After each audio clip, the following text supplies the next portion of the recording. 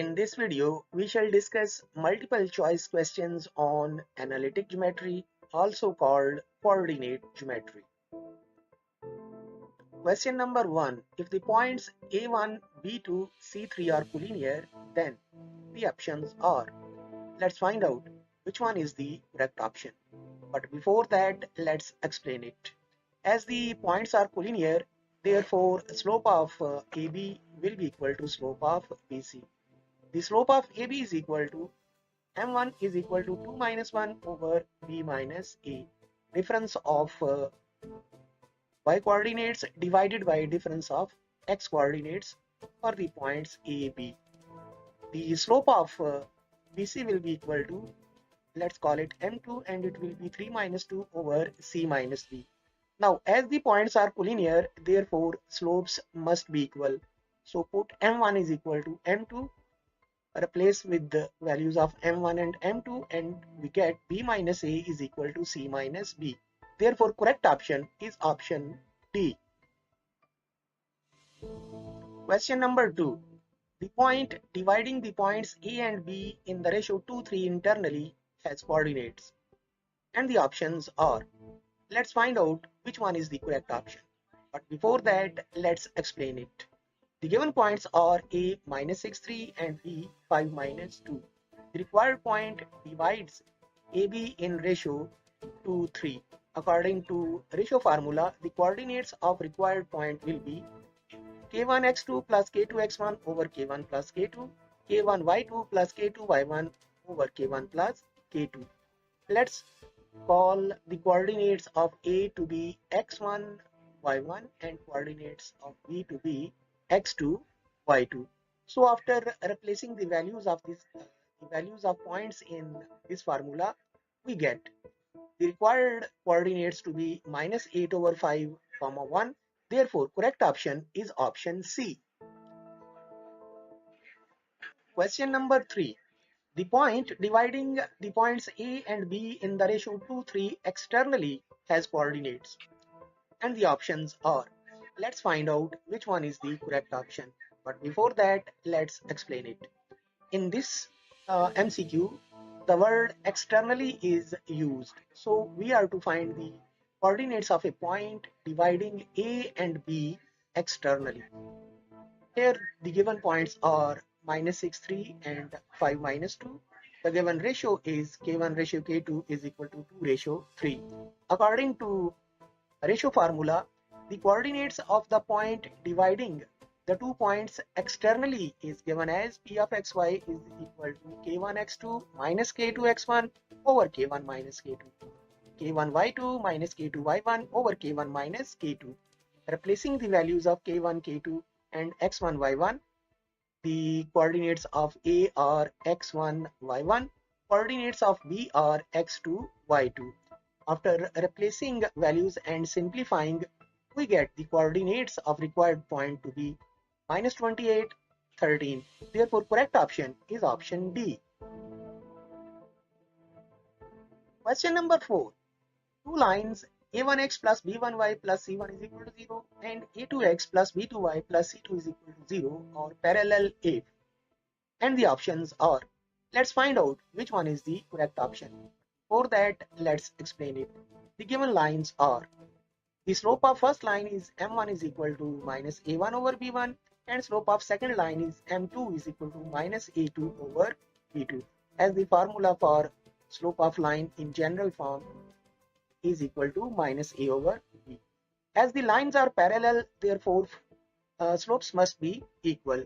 After replacing the values of m1 and m2, we get a1 b2 is equal to a2 b1, which gives a1 b2 minus a2 b1 is equal to 0. Therefore, correct option is option D. Question number 5. Two lines a1x plus b1y plus c1 is equal to 0 and a2x plus b2y plus c2 is equal to 0 are perpendicular if. And the options are. Let's find out which one is the correct option. But before that, let's explain it. The given lines are. The slope of first line is m1 is equal to minus a1 over b1 and slope of second line is m2 is equal to minus a2 over b2, as the formula for slope of line in general form is m is equal to minus a over b, that is coefficient of x divided by coefficient of y. As the lines are perpendicular, therefore the product of their slopes will be minus 1, replacing the values of m1 and m2, and simplifying we get a1 a2 plus b1 b2 is equal to 0. Therefore correct option is option B. Question number 6. A point px1 y1 lies above the line ax plus by plus c is equal to 0 if, and the options are, let's find out which one is the correct option. But before that, let's explain it. A point lies above the line if the expression ax1 plus by1 plus c and b have same signs. The expression ax1 plus by1 plus c and b have same signs. The expression ax1 plus by1 plus c is obtained by replacing x with x1 and y with y1 in equation of line, and b is the coefficient of y in the equation of line. If these two have same signs, then the point is above the line. So the correct option is option C. Question number 7. The point of intersection of these lines is, and the options are, let's find out which one is the correct option. But before that, let's explain. The given lines are, we solve these lines simultaneously and get the values of x and y. The determinant under x is obtained by deleting the column with coefficients of x. Likewise, the determinant below y is obtained by deleting the column of coefficients of y, and the determinant below 1 is obtained by deleting the constant terms. After simplifying, we get the coordinates of x and y. Therefore, the correct option is option A.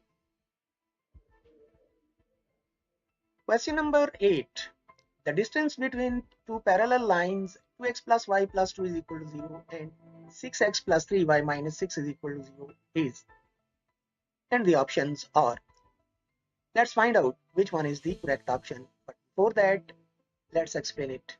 Given lines are 2x plus y plus 2 is equal to 0 and 6x plus 3y minus 6 is equal to 0. Divide the second line by 3 and get 2x plus y minus 2 is equal to 0.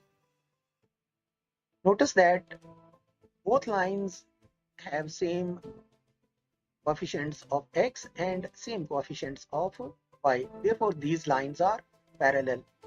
Comparing, we get a is equal to 2, b is equal to 1. C1 is equal to 2 and C2 is equal to minus 2. Now the formula for the distance between these two parallel lines is d is equal to C1 minus C2 mod over square root of a square plus b square. Replacing the values, we get the value of d to be 4 over square root of 5. Therefore, correct option is option B. Question number 9. Two coplanar lines a1x plus b1y plus c1 is equal to 0 and a2x plus b2y plus c2 is equal to 0 intersect only if, and the options are, let's find out which one is the correct option. But before that, let's explain it. We know that if these lines are parallel, then this condition holds a1 b2 minus a2 b1. We have explained it in a previous MCQ of this video. The lines are parallel, then this condition holds. So if lines intersect, then a1 b2 minus a2 b1 must not be 0. Therefore, the correct option is option D. Question number 10. An equation ax square plus 2hxy plus vy square is equal to 0 represents two real and coincident lines if, and the options are.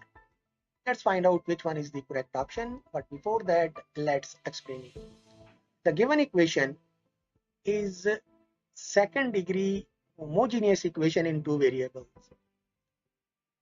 This line represents a pair of lines. Now we are to see what is the condition that these lines are real and coincident. As we know that the roots of a quadratic equation are real and coincident if the discriminant is 0, if the disk is 0. That is b square minus 4ac is equal to 0. Here b is equal to 2h, a is equal to b, and c is equal to a. So after replacing these values, we get 2h whole square minus 4 into b into a, and it gives 4 into h square minus ab is equal to 0, which gives h square minus ab is equal to 0. So h square is equal to ab. Therefore, correct option is option B. Question number 11. Pair of lines represented by ax square plus 2hxy plus vy square is equal to 0 will be orthogonal if, and the options are. Let's find out which one is the correct option. But before that, let's explain. As we know that the given equation is homogeneous second degree equation in two variables, it represents a pair of lines. These lines may be parallel, may be intersecting, or imaginary.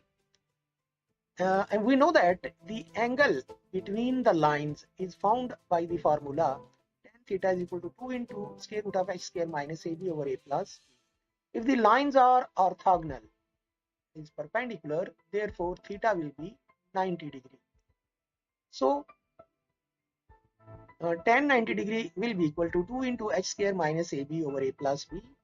Tan 90 is undefined, and the answer of this fraction on right hand side is undefined only if the denominator is 0. Therefore a plus b is equal to 0. Therefore correct option is option A. Question number 12. The ordinate of the point 1, 2 is, and the options are. Let's find out which one is the correct option. Before that, let's explain.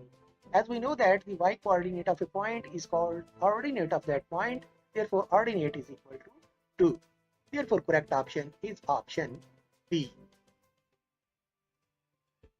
Question number 13. In center of the triangle with vertices 0, 0, 3, 0, 0, 4 is, and the options are. Let's find out which one is the correct option. But before that, let's explain it. The formula for the in center of a triangle is this. Let's label the coordinates of A to be x1, y1, coordinates of B to be x2, y2, coordinates of C to be x3, y3. Also, we know that for a triangle with usual notation, small a is the length BC, small b is the length of AC, and small c is the length of AB. So we apply distance formula and find the values of A, B, and C. Therefore A is equal to this by the distance formula. Here 0 minus 3 and 4 minus 0 is taken.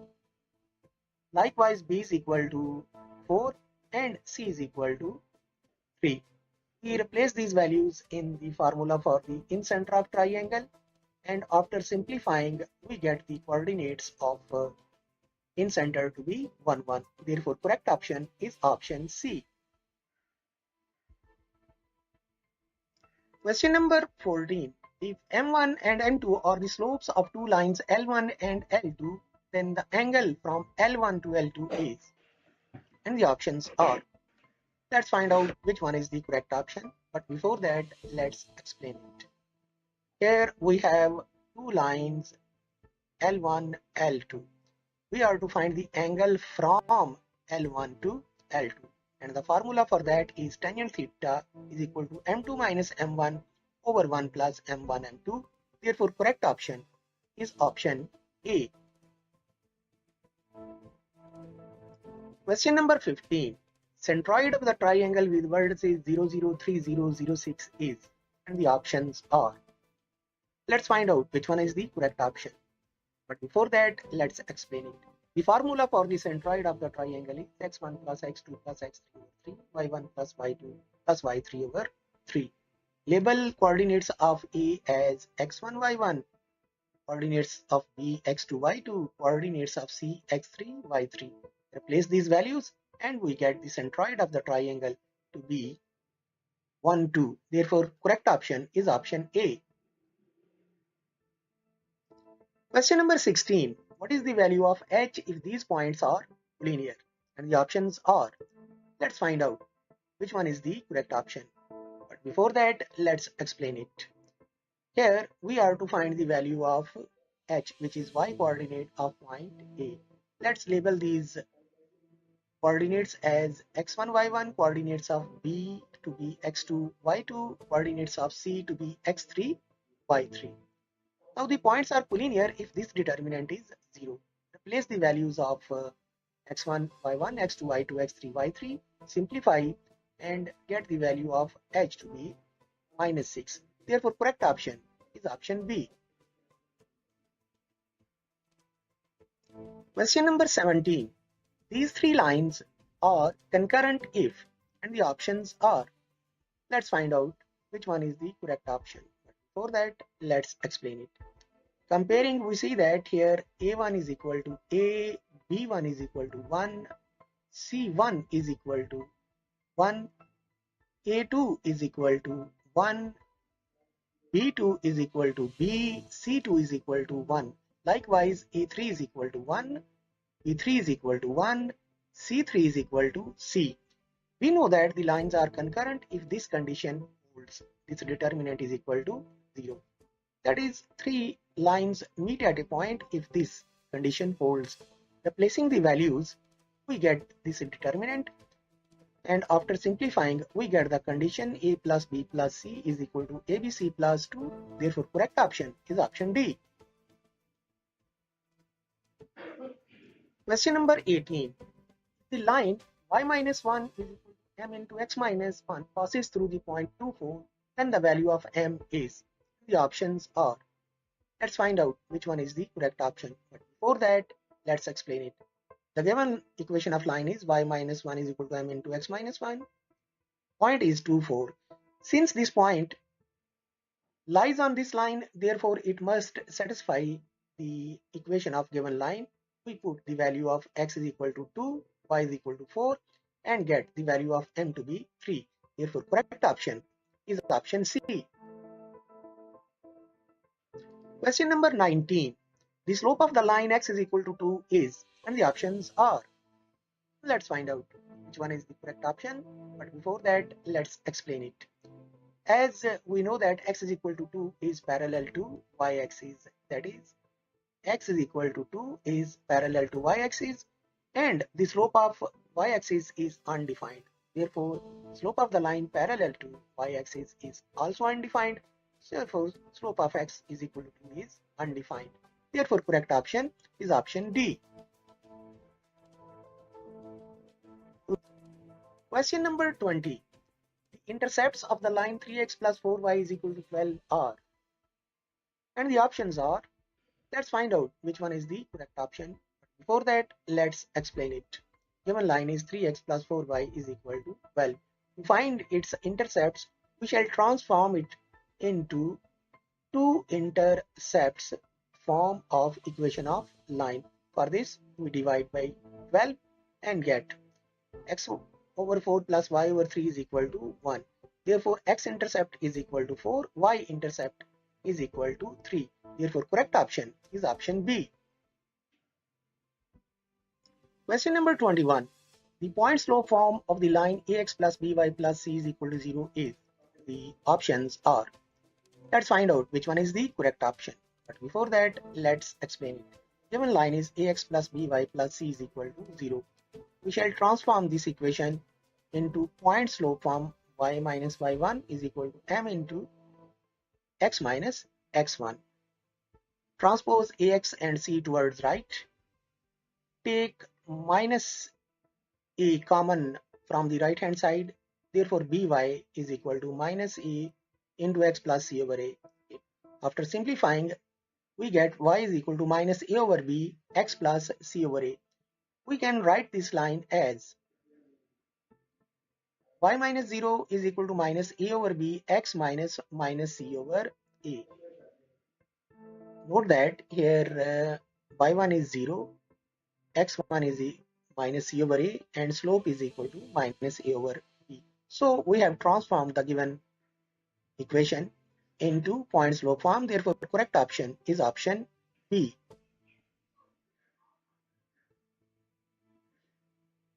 Question number 22. Area of the triangle with these vertices is, the options are. Let's find out which one is the correct option. For that, let's explain it. The formula for the area of triangle is this when the vertices of triangle are given. Let's label it vertices of A to be x1, y1, vertices of B to be x2, y2, vertices of C to be x3, y3. Replace these values and area of triangle is equal to 1 by 2 into determinant A, B plus C1, A, B minus C1, minus A, C1. Now we evaluate this determinant. We apply the row operations R2 minus R1 and R3 minus R1 and get the result. Now here note that the third column there is first element is 1 and the other two elements are 0. So we leave out first row and third column and get 1 by 2 into 2 cross 2 determinant. After evaluating, we get minus 2AC. Now, we shall neglect the minus sign as the area is negative. Therefore, the area of the triangle will be 2AC. Therefore, correct option is option D. Question number 23. Equation of x-axis is, and the options are. Let's find out which one is the correct option. But before that, let's explain it. The equation of x-axis is y is equal to 0. Therefore, the correct option is option B. Allahu Akbar, Allahu Akbar. Question number 24. In what ratio does the point Px0 divide the join of A and B? The options are. Let's find out which one is the correct option. But before that, let's explain it. Here, the point P divides the join of AB. Suppose this point divides the join of AB in M ratio N, and we are to find this ratio. By the ratio formula, we can write x0 is equal to mx2 plus nx1 over m plus n, my2 plus ny1 over m plus n. Now, comparing the y coordinates, we get 0 is equal to my2 plus ny1 over m plus n, which gives my2 plus ny1 is equal to 0. After simplifying, we get m over n is equal to minus y1 over y2. Now we shall replace the values of y1 and y2. Label coordinates of A to be x1, y1, coordinates of B to be x2, y2. Therefore, y1 is equal to minus 1, y2 is equal to 4. Replace these values and we get m ratio n is equal to 1 ratio 4. Therefore, correct option is option A. Question number 25.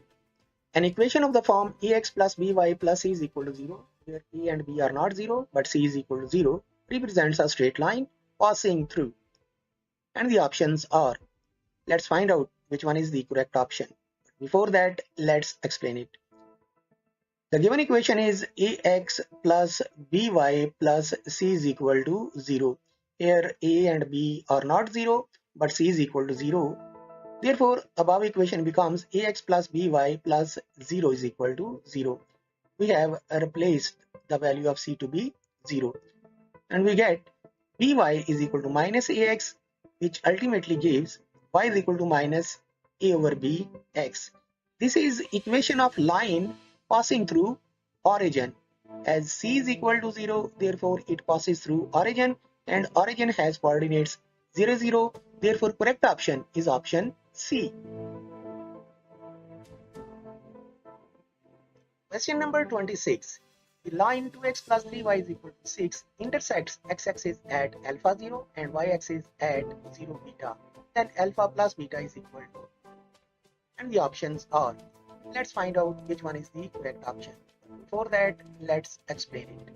Here note that as the line intersects x-axis at alpha, therefore it is x-intercept.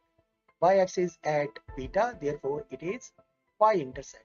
So we transform given equation of line into intercepts form. It is 2x plus 3y is equal to 6, divide by 6 and get x over 3 plus y over 2 is equal to 1. This is intercepts form. Here x-intercept is equal to 3, therefore alpha is equal to 3, y-intercept is 2, therefore beta is equal to 2. Adding these, we get alpha plus beta to be 5. Therefore correct option is option B. Question number 27. Inclination of the line x plus y is equal to 1 is. And the options are. Let's find out which one is the correct option. But before that, let's explain it. The general form of the equation of the line is ax plus by plus c is equal to 0 and its slope is minus a over b. Given line is x plus y plus 1, x plus y is equal to 1. Here a is equal to 1, b is equal to 1. Replace these values in the formula for the slope of the line and we get m is equal to minus 1 over 1, which is minus 1. Also we know that m is equal to tan theta, where theta is inclination of the line. Therefore tangent theta is equal to minus 1. It gives theta is equal to 135 degrees. Therefore correct option is option D. Now question number 28. If the abscissa and ordinate of this point are equal, then the value of k is. And the options are. Let's find out which one is the correct option. But before that, let's explain it. As abscissa, which is x coordinate, and ordinate, which is y coordinate, both are equal. Therefore, equating them gives the value of k to be 1. Therefore, correct option is option A. Question number 29. Reflection of the point 2 minus 3 in origin is. And the options are. Let's find out which one is the correct option. Before that, let's explain it. Let's draw the point 2 minus 3, which is in fourth quadrant. Its distance from y-axis is 2, distance from x-axis is 3 as it is in fourth quadrant, therefore y coordinate is negative. Now we find its reflection through the origin. Origin will act like a mirror. So this is the point of reflection. Its distance from y-axis is 2, its distance from x-axis is 3, so its coordinates are minus 2, 3. So this is the reflection of 2 minus 3 in origin. Therefore correct option is option C. Question number 30. For point Pxyz, what is the specific name for z coordinate? And the options are. Let's find out which one is the correct option. But before that, let's explain it. The specific name for the z coordinate is applicate. Therefore, correct option is option D.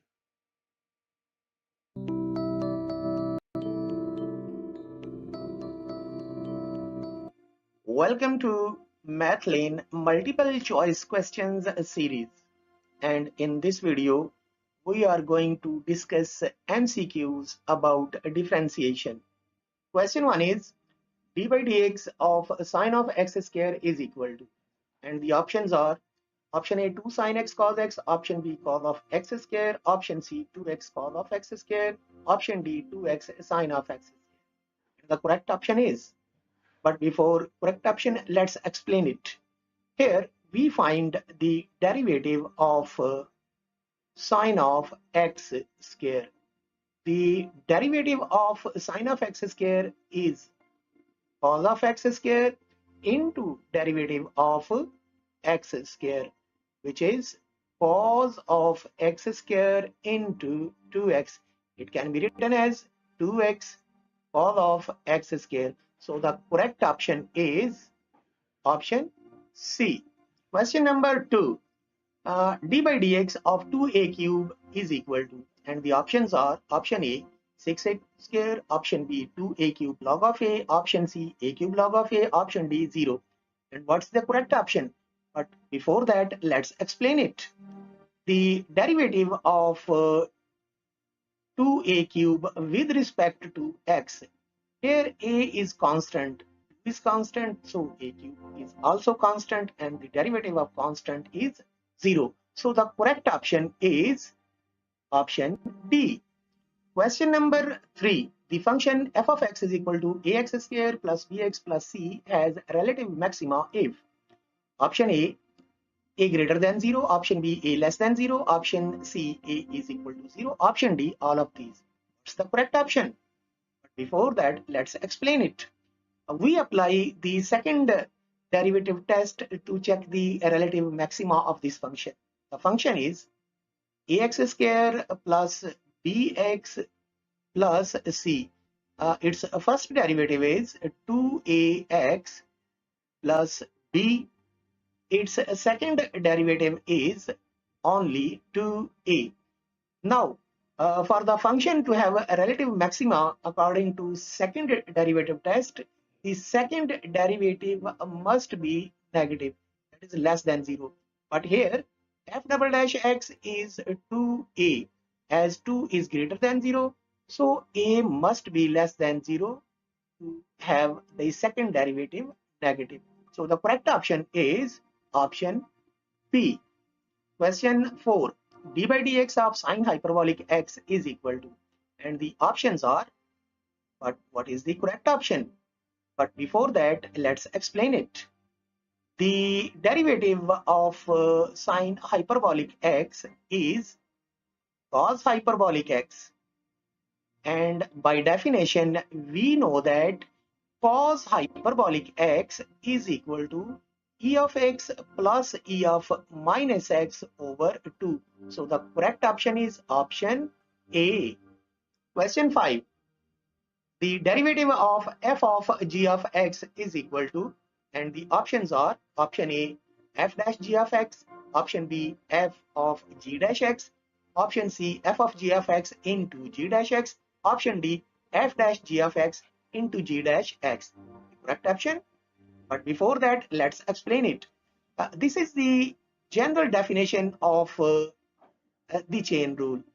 The f of g of x whole derivative is equal to f dash x. First we take the derivative of outer function and then the derivative of inner function. So the correct option is option D. Question number 6. D by dx of square root of x is equal to, at x is equal to 2. And the options are option A 1 over 2 into square root of x, option B 1 over 2 into square root of a, option C 1 over square root of 8, option D 1 over square root of 2. What's the correct option? Let's explain. The derivative of square root of x is equal to, we apply the power rule 1 by 2 x raised to power 1 by 2 minus 1, and after taking LCM it becomes x raised to power 1 by 2 into x raised to power minus 1 by 2, and it can be written as 1 over 2 into square root of x, but we are to find the derivative at x is equal to 2. So in this derivative, replace x by 2. Now there is no such option, so we write 2 as a square root of 4. So the derivative can be written as square root of 4 into square root of 2, and it becomes 1 over square root of 8. So the correct option is option C. Question number 7. Derivative of e of x plus h is equal to, and the options are option A e of x plus h, option B e of x plus h over log of h, option C e of x plus h over log of x, option D e of x plus h into log of x. What's the correct option? Let's explain.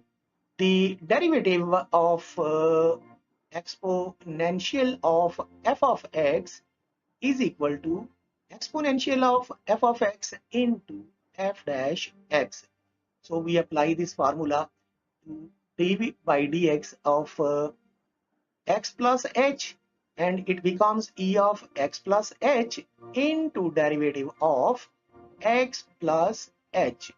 So it becomes x plus h into 1 plus 0, and it becomes e of x plus h. So the correct option is option A. Question number 8. If f of x plus h is equal to a of x plus h, then f dash x equals. Options are option A of x plus h into log of x plus h, option B a of x into log of a, option C a of x plus h into log of a, option D a of x plus h into log of h. What's the correct option? Let's explain. The function we are given is f of x plus h is equal to a of x plus h. But we need f dash x. For this, we have to find f of x. So we replace in the given function x plus h by x.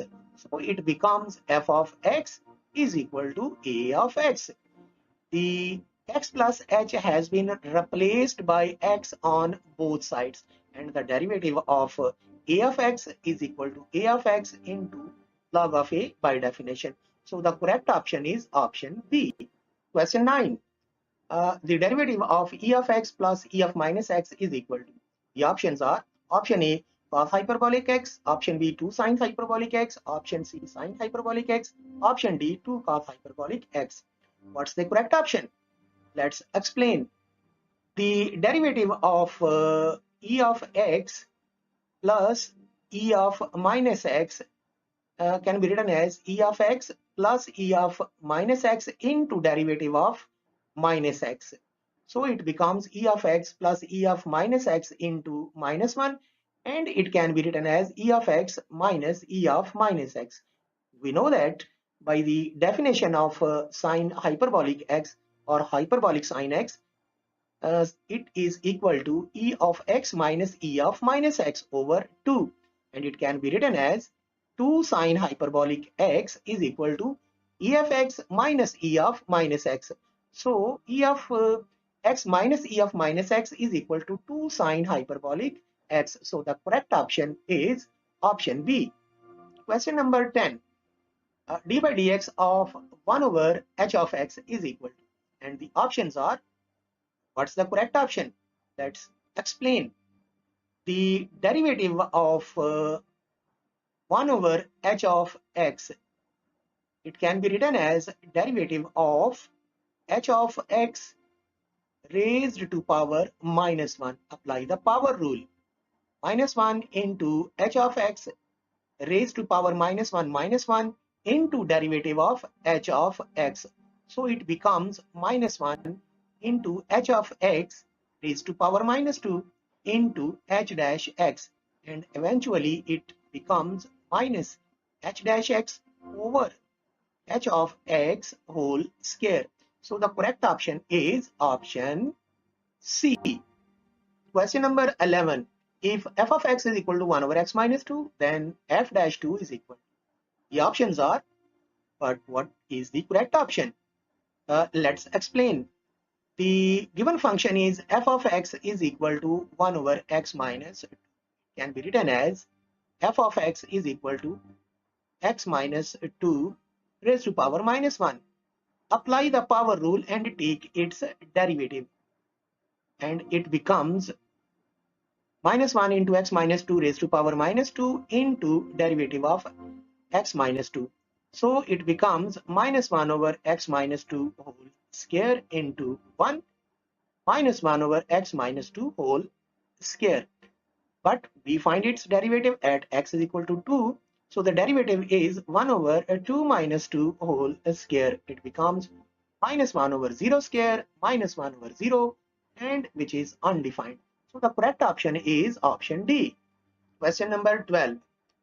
If y is equal to sine of square root of x, then dy by dx is equal to, and the options are, what is the correct option? Let's explain it. The derivative of sine of square root of x is cos of square root of x into derivative of square root of x. We apply the power rule on square root of x, and we get 1 by 2 into x raised to power 1 by 2 minus 1, and it becomes 1 by 2 x raised to power minus 1 by 2, which becomes cos of square root of x into 1 over 2 into square root of x. So the correct option is option D. Question number 13. If sine of x is equal to exponential of y, then dy by dx is equal to. And the options are, but what is the correct option? Let's explain. The given equation is a sine of x is equal to e of y. By definition, we can write y is equal to log of sine of x. Now we take the derivative of log of sine of x. So its derivative is 1 over sine of x into the derivative of sine of x. 1 over sine of x, and the derivative of sine of x is cos of x. Cos over sine is equal to tangent x. So the correct option is option A. Question number 14. F of x is equal to sine x is decreasing in the interval from the domain minus pi to pi, and the options are, let's check out which one of these is the correct option. By definition, we know that if x1 and x2 are points of an open interval AB with x1 less than x2, and if f of x1 is greater than f of x2, then function is decreasing. Now let's apply this logic. The first option, here minus pi to minus pi by 2 belongs to the interval minus pi to pi.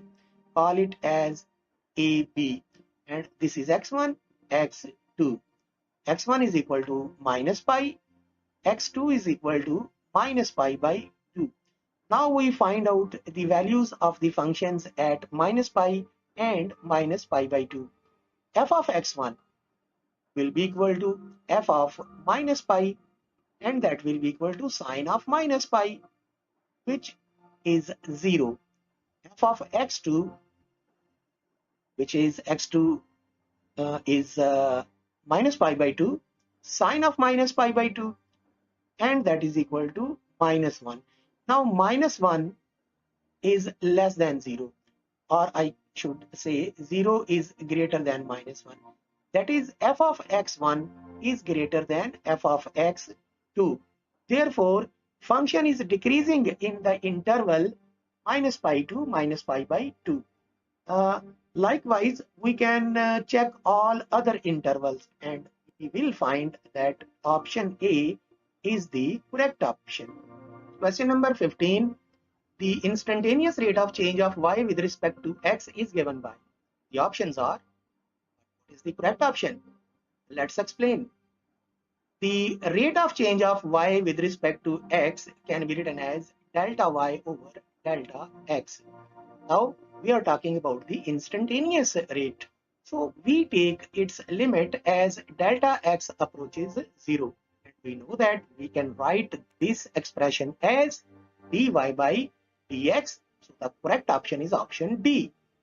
The question number 16 is, if f dash c is equal to 0 and f double dash c is less than 0, that is negative, then f of x has at x is equal to c. The options are maxima, minima, inflection point, saddle point. Is the correct option. Let's explain it. According to second derivative test, if a function has a second derivative to be less than 0 at a certain point x is equal to c, so it has relative maxima at that point. So the correct option is option A. Question number 17. If y is equal to cos of ax plus b, then y2, that is a second derivative is, and the options are. But what is the correct option? Let's explain. Here, y is equal to cos of ax plus b. The derivative, first derivative y1 of cos of ax plus b is minus sine of ax plus b into the derivative of inner function ax plus b. So it becomes minus sine of ax plus b into a.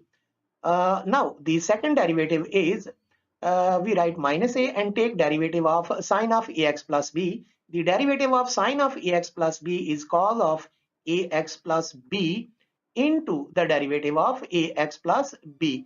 The derivative of ax plus b is a, so it becomes minus a square cos of ax plus b, and cos of ax plus b is equal to y. So the correct option is minus a square y.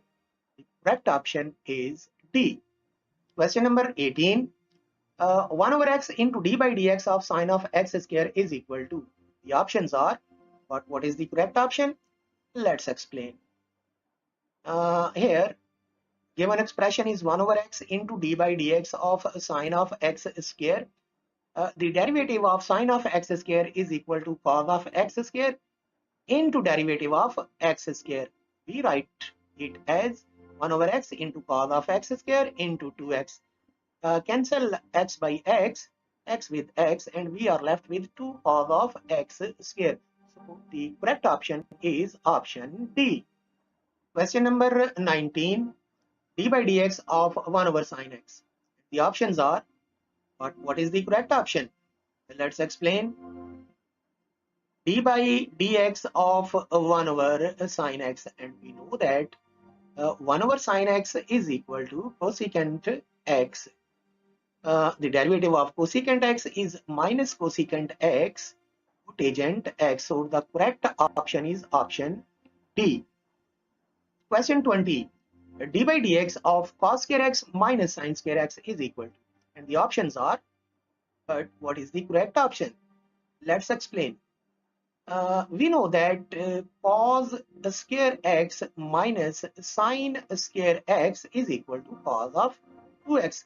So we only find the derivative of cos of 2x, and the derivative of cos of 2x is equal to minus sine of 2x into derivative of 2x, which is sine of 2x into 2, and it can be written as minus 2 sine of 2x. So the correct option is option C. Question 21. D by dx of secant inverse x plus cosecant inverse x is equal to. And the options are, what is the correct option? Let's explain it. We know that cosecant inverse x is equal to pi by 2 minus secant inverse x. It is a well-known fact. We can write it as cosecant inverse x plus secant inverse x is equal to pi by 2. So now we only find the derivative of pi by 2. As pi by 2 is a constant, so its derivative will be 0. So the correct option is option A. Question number 22. Square root of 1 minus x square into d by dx of sine inverse x minus cos inverse x is equal to. The options are, but what is the correct option? Let us explain it. The given expression is square root of 1 minus x square into d by dx of sine inverse x minus cos inverse x. We write the derivatives of sine inverse x and cos inverse x as 1 over 1 minus x square minus 1 over 1 minus x square. The derivative of sine inverse x is 1 over square root of 1 minus x square, and the derivative of cos inverse x is minus 1 over square root of 1 minus x. Now this expression can be written as these two terms will be added and we get 2 over square root of 1 minus x square. Square root of 1 minus x square will be cancelled with the other square root of 1 minus x square, and we get 2. So the option is option B.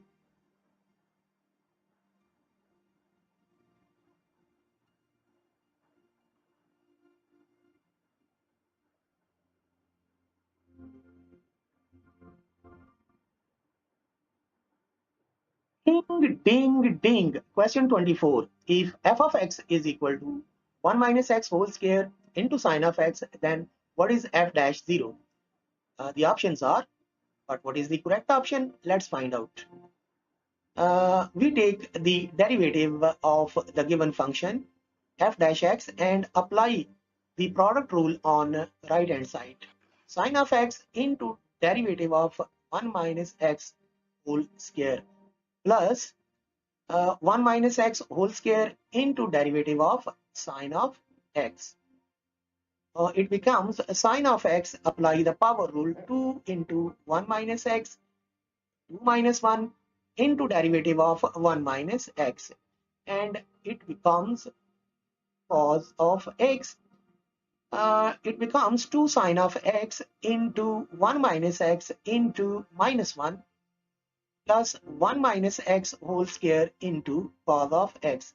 Take 1 minus x common and we get 1 minus x whole square into minus 2 sine of x plus 1 minus x into cos of x.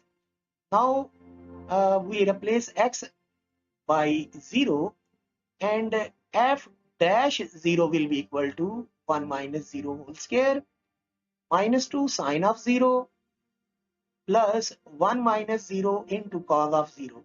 And cos of 0 is 1. 1 square sine of 0 0, and it becomes 0 plus 1, and the answer is 1. So the correct option is option B. Question number 25.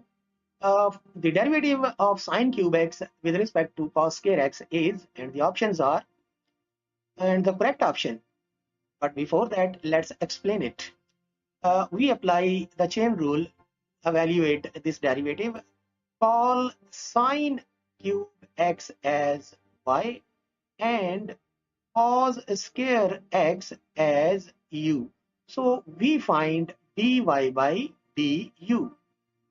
Dy by dx, the derivative of sine cube x will be 3 sine square x into the derivative of sine x cos x, and the derivative of cos square x will be 2 cos x into the derivative of cos x minus sine x.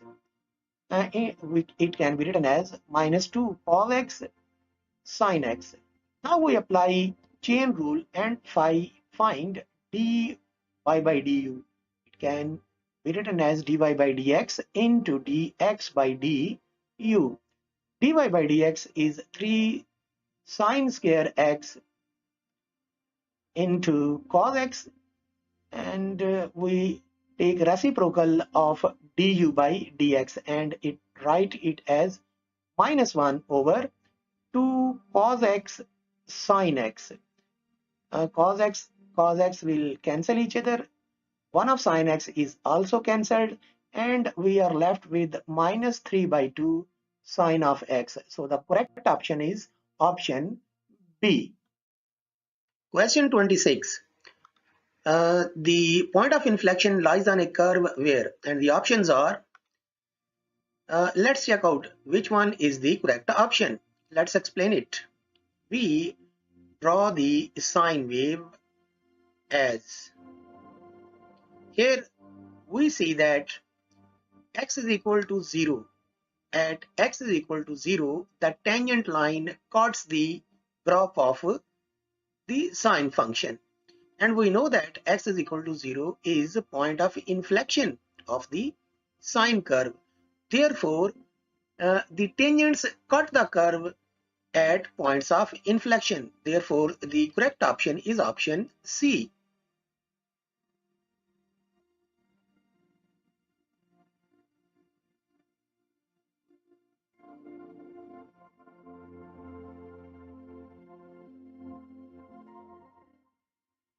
Question number 27. The point of inflection for the curve f of x is equal to sine x in the interval minus pi by 2 is, and the options are, let's check out the correct option. Let's first explain it. For point of inflections, the second derivative must be equal to 0. Here f of x is equal to sine of x, f dash x is equal to cos of x, and f double dash x is equal to minus sine of x. Now we put the double derivative is equal to 0 to assess the points of inflection, and it gives x is equal to 0 plus minus pi plus minus 2 pi and so on, but only 0 belong to our interval minus pi by 2 to pi by 2. Therefore, x is equal to 0 is our point of inflection, which is the option A. Question number 28. The slope of tangent line at any point of velocity time graph is, and the options are. And the correct option is, let's find out. Draw a certain velocity time graph. This is time, this is velocity time graph. Take tangent line at any point of this graph, and we know that the slope of tangent line gives the first derivative of the variables involved in the graph. Here v and t are variables, so the tangent line will give dv by dt, and we know that acceleration is equal to dv by dt. So correct option is option D, acceleration. Question number 29.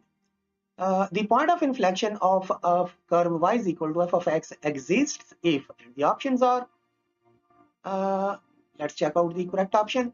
By definition, we know that the point of inflection exists, or it is possible, if f double dash x is equal to 0 at certain points of any curve. So the correct option is the option B. Question number 30. The Maclaurin series of E of x is, and the options are, let's check out which one is the correct option. We know that the Maclaurin series expansion of E of x is equal to 1 plus x square over 2 factorial plus x cube over 3 factorial and so on. Let's put it in summation form. And it will be x raised to power k over k factorial, where k is from 0 to n. So the correct option is option A. Question number 31. The minimum value point of this function is, and the options are, let's find out the correct option. Here f of x is equal to x square plus 2x plus minus 3. First derivative is 2x plus 2. Second derivative is only 2. Put f dash x is equal to 0. It implies 2x plus 2 is equal to 0. X is equal to minus 1. And at x is equal to minus 1, the double derivative remains 2, which is greater than 0. Since double derivative is positive, therefore x is equal to minus 1 is point of minimum value. Now we find the minimum value. Put x in given function, x is equal to minus 1 in given function, minus 1 whole square plus 2 into minus 1 minus 3. 1 minus 2 minus 3 minus 4. So minus 1 minus 4 is the correct option, which is option D. Question 32. The series that represents a function as infinite sum of terms calculated from the values of its derivatives at a single point is called. The options are, let's check out which one is the correct option, and the correct option is Taylor series, as it is definition of Taylor series. So the correct option is option C. Question number 33. If f of x is equal to this expression, then f dash 1 is equal to, and the options are, let's check out which one is the correct option. Here f of x is equal to x raised to power 100 plus x raised to power 99 up to so on x plus 1. F dash x will be equal to 100 x raised to power 99 after applying the power rule, 99 x raised to power 98, and so on. So f dash 1 will be equal to 100 into 1 raised to power 99. Just replace x with 1, and we are left with f dash 1 is equal to 100 plus 99 plus 1. And this is an arithmetic series. Its sum is n into n plus 1 by 2. N is last term minus first term, or first term minus last term, plus 1. So n will be 100. Just put the value of n and simplify and get 50/50. So A is the correct option. Question number 34. D by dx of cos hyperbolic x is equal to, and the options are, let's check out which one is the correct option.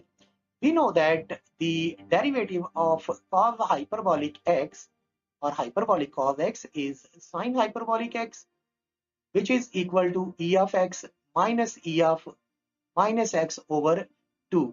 Now, divide the numerator and denominator by e of x. So we get this expression, and e of x will cancel each other. 1 minus this e of x will become e of x minus x over 2 into e of minus x. 1 minus minus 2x, 2 into e of minus x. So the correct option is option B. Question number 35. D by dx of log of x plus square root of x square minus a square is equal to, and the options are, let's find out the correct option. We know that log of f of x, the derivative of log of f of x is equal to 1 over f of x into f dash x. So the derivative of log of x plus square root of x square minus a square will be equal to 1 over f of x, that is x plus x square minus a square, into derivative of this function, which will be 1 plus 1 by 2 x square minus a square minus 1 by 2 into 2x. Now we simplify it and get x plus square root of x square minus a square into 1 plus, cancel 2 with 2, x over x square minus a square. After taking the LCM, we get 1 over x plus x square minus a square into x square minus a square square root plus x over x square minus a square square root. These terms will cancel out each other, and we are left with 1 over x square minus a square. So the option A is the correct option. Question number 36. Slope of the tangent line to the circle x square plus y square is equal to 9 at 2 minus 3 is, the options are, let's find out which one is the correct option. We know that the first derivative dy by dx gives the slope of tangent line at a certain point. So all we need to do is to find dy by dx. Given circle is x square plus y square is equal to 9.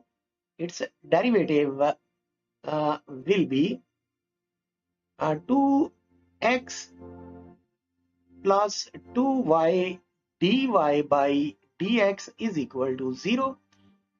Dy by dx will be equal to minus 2x over 2y, which will become minus x over y. Now the slope m of tangent line is equal to dy by dx, so it will be minus x over y, and we are to find the slope at 2 minus 3, so we replace xy with their respective values. So the slope is 2 over 3. Therefore, B is the correct option. Question number 37. Equation of tangent line to the asteroid at point 11 is, the options are, let's find out which one is the correct option.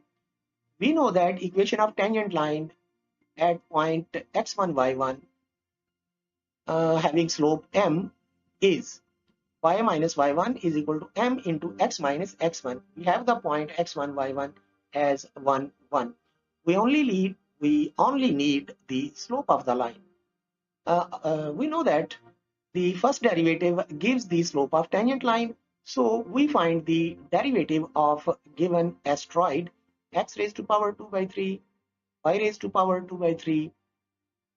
We take its derivative. 2 by 3 x raised to power minus 1 by 3 plus 2 by 3 y raised to power minus 1 by 3 into dy by dx. So dy by dx is equal to minus x raised to power minus 1 by 3 over y raised to power minus 1 by 3. So dy by dx can be written as minus y raised to power 1 by 3 over x raised to power 1 by 3. Therefore, slope of tangent line at point 1, 1 is, we replace y and x by 1. We have 1 raised to power 1 by 3, 1 raised to power 1 by 3, and slope is minus 1. Therefore, equation of tangent line is y minus y1, 1, m minus 1 into x minus x1, 1. Y minus 1 is equal to minus x plus 1. It becomes x plus y is equal to 2. Therefore, B is the correct option. Question number 38. If y is equal to this and y of 0 is equal to 1, y1 of 0 is equal to 1, find the value of P. The options are, let's check out which one is the correct option. Here, y is equal to tan P tan inverse x. It gives tan inverse y is equal to P tan inverse x. After taking derivative, we get 1 plus x square into y1 is equal to P into 1 plus y square. Here dy by dx has been written as y1. Now, according to given conditions, at x is equal to 0, value of y is 1, and at x is equal to 0, value of y1 is also 1. So we replace these values in the above equation and we get, and it gives p is equal to 1 by 2. Therefore, correct option is option C. Question number 39. d by dx of cos hyperbolic inverse secant x is equal, and the options are, let's check out which one is the correct option. We know that the derivative of cos hyperbolic inverse x is equal to 1 over square root of x square minus 1. Therefore, the derivative of cos hyperbolic inverse secant x will be equal to 1 over secant square x minus 1 into derivative of secant x. We know that secant square x minus 1 is tan square x according to trigonometric identity, and the derivative of secant x is secant x tangent x. So after taking a square root, we are left with tan x in denominator into secant x tangent x. Cancel out tangent x and the answer is secant x. Therefore, the correct option is C. Question number 40. If x is equal to 2 cos theta, y is equal to 2 sin theta, then dy by dx at 4, 3 is, and the options are, let's see which one is the correct option. Here we are given the parametric equations of circle. X is equal to 2 cos theta, y is equal to 2 sin theta. We square and add and get x square plus 4 square is equal to 4. We take derivative of this equation. D2x plus 2y dy by dx is equal to 0. It gives dy by dx is equal to minus x over y. So at 4, 3, the derivative is minus 4 over 3. Just replace the values and x and y. So the correct option is option D. Question number 41. For the function f of x is equal to x mod, the point 0, 0 is, and the options are, let's check out which one is the correct option.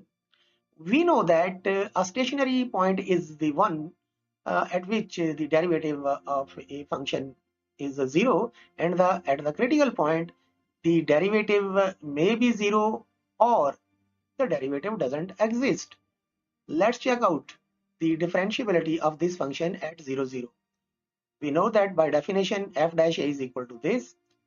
We replace a by 0 and replace f of x by x mod, and we get f dash 0 is equal to limit x approaches 0 x mod over x, and it becomes f dash 0 is equal to limit x approaches 0 plus minus x over x. So the derivative of the function at x is equal to 0 is plus minus 1.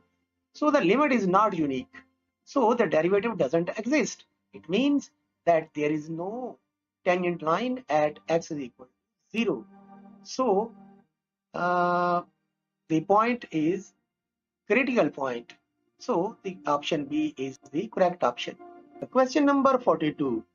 If x, y are in common domain of functions f and g, and f of x is equal to y and g of y is equal to x, then the options are, let's check out which one is the correct option. We are given y is equal to f of x and g of y is equal to x.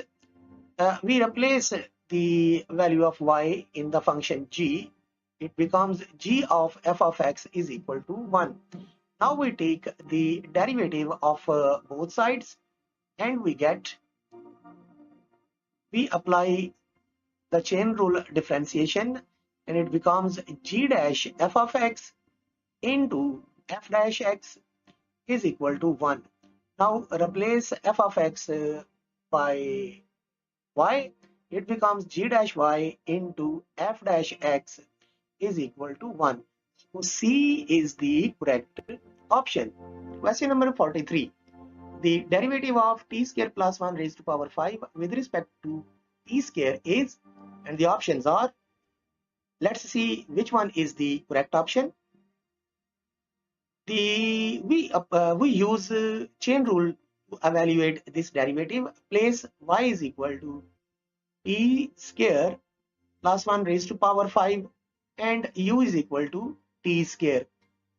From y find dy by dt, which will be 5 t square plus 1 raised to power 5 minus 1 into derivative of t square plus 1, which will be 2t, and we get 10t into t square plus 1 raised to power 4. Du by dt will be 2t. Now we apply chain rule. Dy by du will be equal to dy by dt into dt by dx. Dy by dt 10t into t square plus 1 raised to power 4, and we take reciprocal of du by dt, that is 1 over 2t, and it becomes a 5 into t square plus 1 raised to power 4. Therefore correct option is B. Question number 44. If x is equal to log of y square, then dy by dx. The options are, let's see which one is the correct option. We are given x is equal to log of y square. We can write it as x is equal to 2 log of y. It can also be written as log of y is equal to x over 2. Now we take derivative on both sides and we get 1 over y into y dash is equal to 1 by 2. This implies y dash will be equal to y over 2. Therefore, the correct option is option D. Question number 45. If y is equal to sine of ax plus b, then yn is equal to. The options are, let's check out which one is the correct option. We are given y is equal to sine of ax plus b. Its first derivative is a into cos of ax plus b. We know that sine of theta plus pi by 2 is equal to cos theta. So this first derivative becomes y dash is equal to a sine of ax plus b plus pi by 2. We have converted the cos into sine using this relation.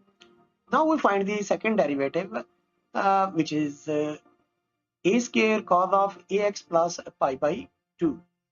Now we again convert this cos into sine and we get y double dash is equal to a square sine of ax plus b plus pi by 2 plus pi by 2. Another pi by 2 has been added. So it becomes y double dash is equal to a square sine of ax plus b plus 2 into pi by 2. Note that if we take a second derivative, the power of a is 2 and pi by 2, 2 is multiple of pi by 2. Similarly, we can write y triple dash as a cube sine of ax plus b plus 3 pi by 2. And eventually yn will be equal to, continuing in this way, yn will be equal to a raised to power n sine of ax plus b plus n into pi by 2. Therefore, the correct option is option D. Question 46. The notation used by Leibniz for derivative is, the options are, let's check out which is the correct option, and the correct option is option A.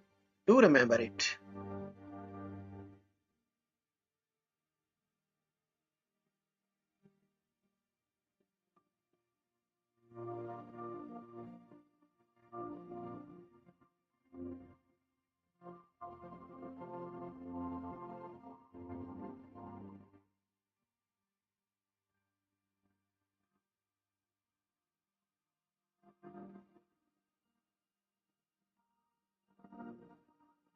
Ding, ding, ding. Question number 47.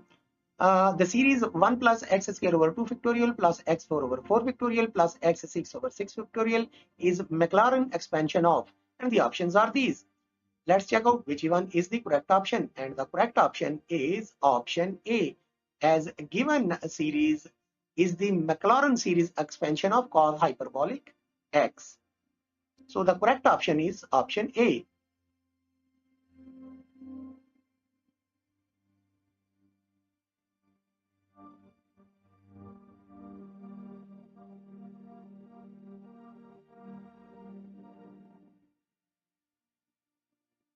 Ding, ding, ding.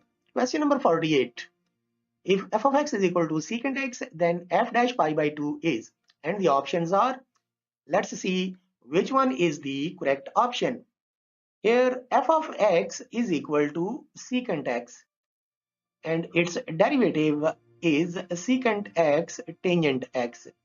Now we replace x by pi by 2 and get secant pi by 2 into tangent pi by 2. Now the values of secant pi by 2 and tangent pi by 2 are undefined. Therefore, the correct option is option D. Question number 49. Limit x approaches to sin x minus sin 2 over x minus 2 is equal to. And the options are, let's see which of these options is the correct option.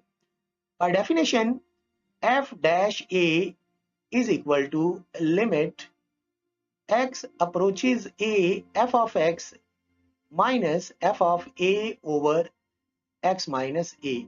Here a is equal to 2, therefore f dash 2 will be equal to limit x approaches to f of x minus f of 2 over x minus 2. Now we see that the function f of x is sine of x and its derivative is f dash x is cos x. F of 2 will be equal to sine of 2 and f dash 2 will be equal to cos of 2. Therefore, this expression becomes cos of 2 is equal to limit x approaches to sine of x minus sine of 2 over x minus 2. Therefore, correct option is cos 2, which is option C. Question number 50. If x is equal to 2t, y is equal to t square, then dy by dx is equal to. And the options are, let's check out which one is the correct option. Here, x is equal to 2t, y is equal to t square. X and y are depending on the variable t.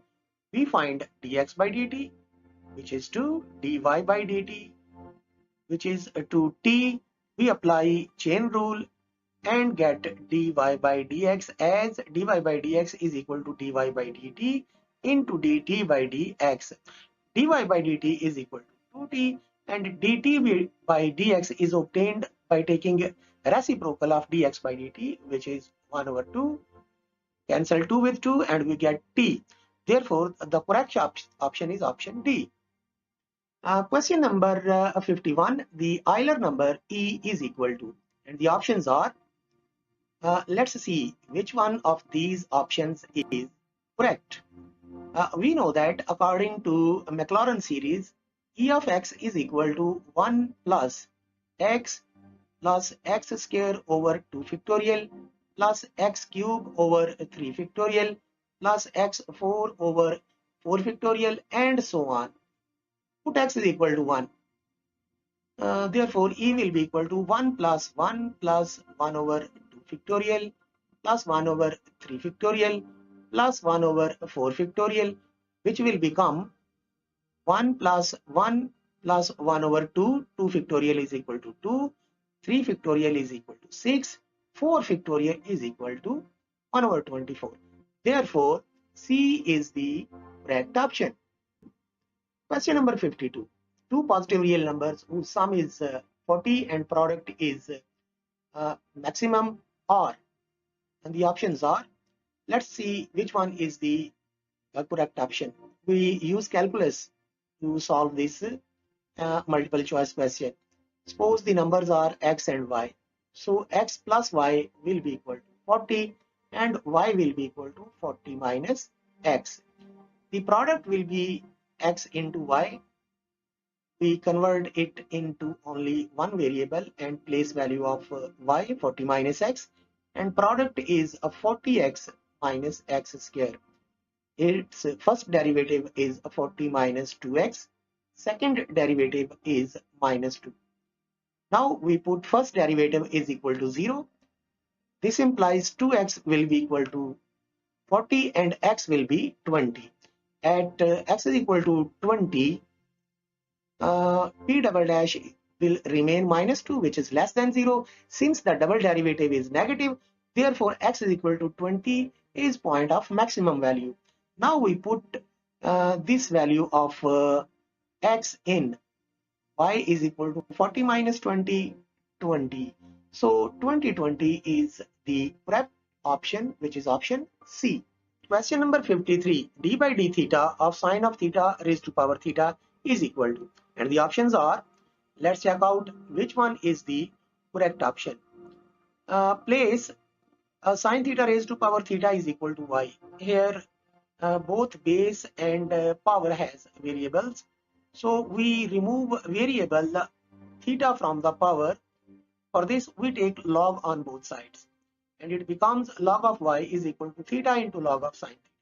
Now we take derivative and we get 1 over y into y dash is equal to log of sine theta into theta dash plus theta into log of sine theta whole derivative. Here we have applied the product rule. Now it becomes, after taking derivative, y dash is equal to y into log of sine theta into 1 plus theta into 1 over sine theta into derivative of sine theta, and it becomes y dash is equal to this. So eventually it becomes sine theta raised to power theta into log of sine theta into 1 plus theta into cotangent theta. Here the value of y has been replaced by sine theta raised to power theta. So the correct option is option B. Question number 54. The particle is at point x at any time t. Find the magnitude of its velocity and acceleration at t is equal to 1. And the options are, let's check out which one is the correct option. We know that the first derivative of displacement is velocity and the second derivative of displacement is acceleration. So dx by dt, which will be the velocity of the particle, will be equal to, we take derivative of given displacement, it becomes 2t into I plus 2j plus 0k, and at t is equal to 1, it becomes, velocity becomes 2 into 1 I plus 2j, and its magnitude is 2 square plus 2 square, and it's a square root, and it becomes a square root of 8, which can be written as 2 into square root of 2. Now we take another derivative of velocity, because acceleration is dv by dt or d2x by dt2. We take the derivative of the velocity and get 2I plus 0j. So the magnitude of A will be equal to 2. So the correct option is option A. Question number 55. The local extrema of this function in the interval 0 to pi is, and the options are, let's find out which one is the correct option. The function is f of x is equal to sine of x plus cos of x. Its first derivative is cos of x minus sine of x. Second derivative is minus sine of x minus cos of x. Now we find the stationary points and put y dash f dash x is equal to 0. So cos of x minus sine of x will be 0, and it gives tan x is equal to 1, and it gives x is equal to pi by 4. Since the interval is 0 to pi, so the quadrants are first and second, and since tangent x is positive, therefore the value of x will be in the first quadrant. So x is equal to pi by 4. Now we put this x is equal to pi by 4 in double derivative, and we get f double dash pi by 4 is equal to minus square root of 2, which is less than 0. That is, double derivative at pi by 4 is less than 0. Therefore, according to second derivative test, the function has local maxima, and the maximum value A will be, if we replace the x is equal to pi by 4 in given function, we get f of pi by 4 is equal to a square root of 2. So the correct option is option C. Question number 56. If y is equal to this has a turning point at point 2 minus 1, find the values of A and B respectively. And the options are, let's check out which one is the correct option. If we apply calculus to solve this problem, it will be a lengthy process. Let's use another trick. Here the equation is y is equal to x minus b over x minus 1 x minus 4. Since 2 minus 1 lies on it, so it satisfies this equation, and we get minus 1 is equal to 2a minus b over minus 2. Now what I do, I put the values of given options. First I use option A and values of A and B as 1 and 0 in this equation, and we get minus 1 is equal to minus 1. So the values A is equal to 1, B is equal to 0 has satisfied our equation, so it will be the correct option. So the correct option is option A. Question number 57. If y is equal to this, then dy by dx at x is equal to 0 will be. And the options are, let's check out which one is the correct option. Here the function is y is equal to this.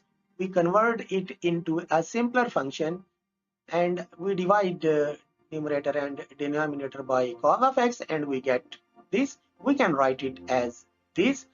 Now I can place this value of y as y is equal to minus tan 45 minus tan x over 1 plus tan 45 tan x, and it can be written as minus tan 45 minus x, and the derivative of this is minus secant square 45 degree minus x into minus 1.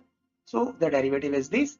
Now put x is equal to 0 and get secant square of 45 degree, which it eventually gives 2. Therefore the correct option is option C. Question number 58. If x is equal to sine y, then dy by dx. And the options are, let's find out the correct option. Here x is equal to sine of y. We take derivative on both sides. D by dx of x will be equal to d by dx of sine y. And it will become 1 is equal to cos y into dy by dx. So dy by dx will be equal to 1 over cos y, and that is equal to secant y. Therefore, the correct option is option C. Question number 59. If y is equal to e of 2 log of x, then dy by dx will be equal to. And the options are, let's see which is the correct option. We are given y is equal to e of 2 log of x. We can write it as e of log of x square exponential, and logarithmic functions will cancel each other and we are left with y is equal to x square. So dy by dx will be equal to 2x. Therefore B is the correct option. Question number 60. Limit h approaches 0, f of h minus f of 0 over h is equal to. The options are, let's check out which one is the correct option. By definition of derivative, we know that f dash a is equal to limit h approaches 0, f of a plus h minus f of a over h. Replace a by 0 and we get f dash 0 is equal to limit h approaches 0, f of 0 plus h minus f of 0 over h, and that will become limit h approaches 0, f of h minus f of 0 over h. Therefore correct option is option C.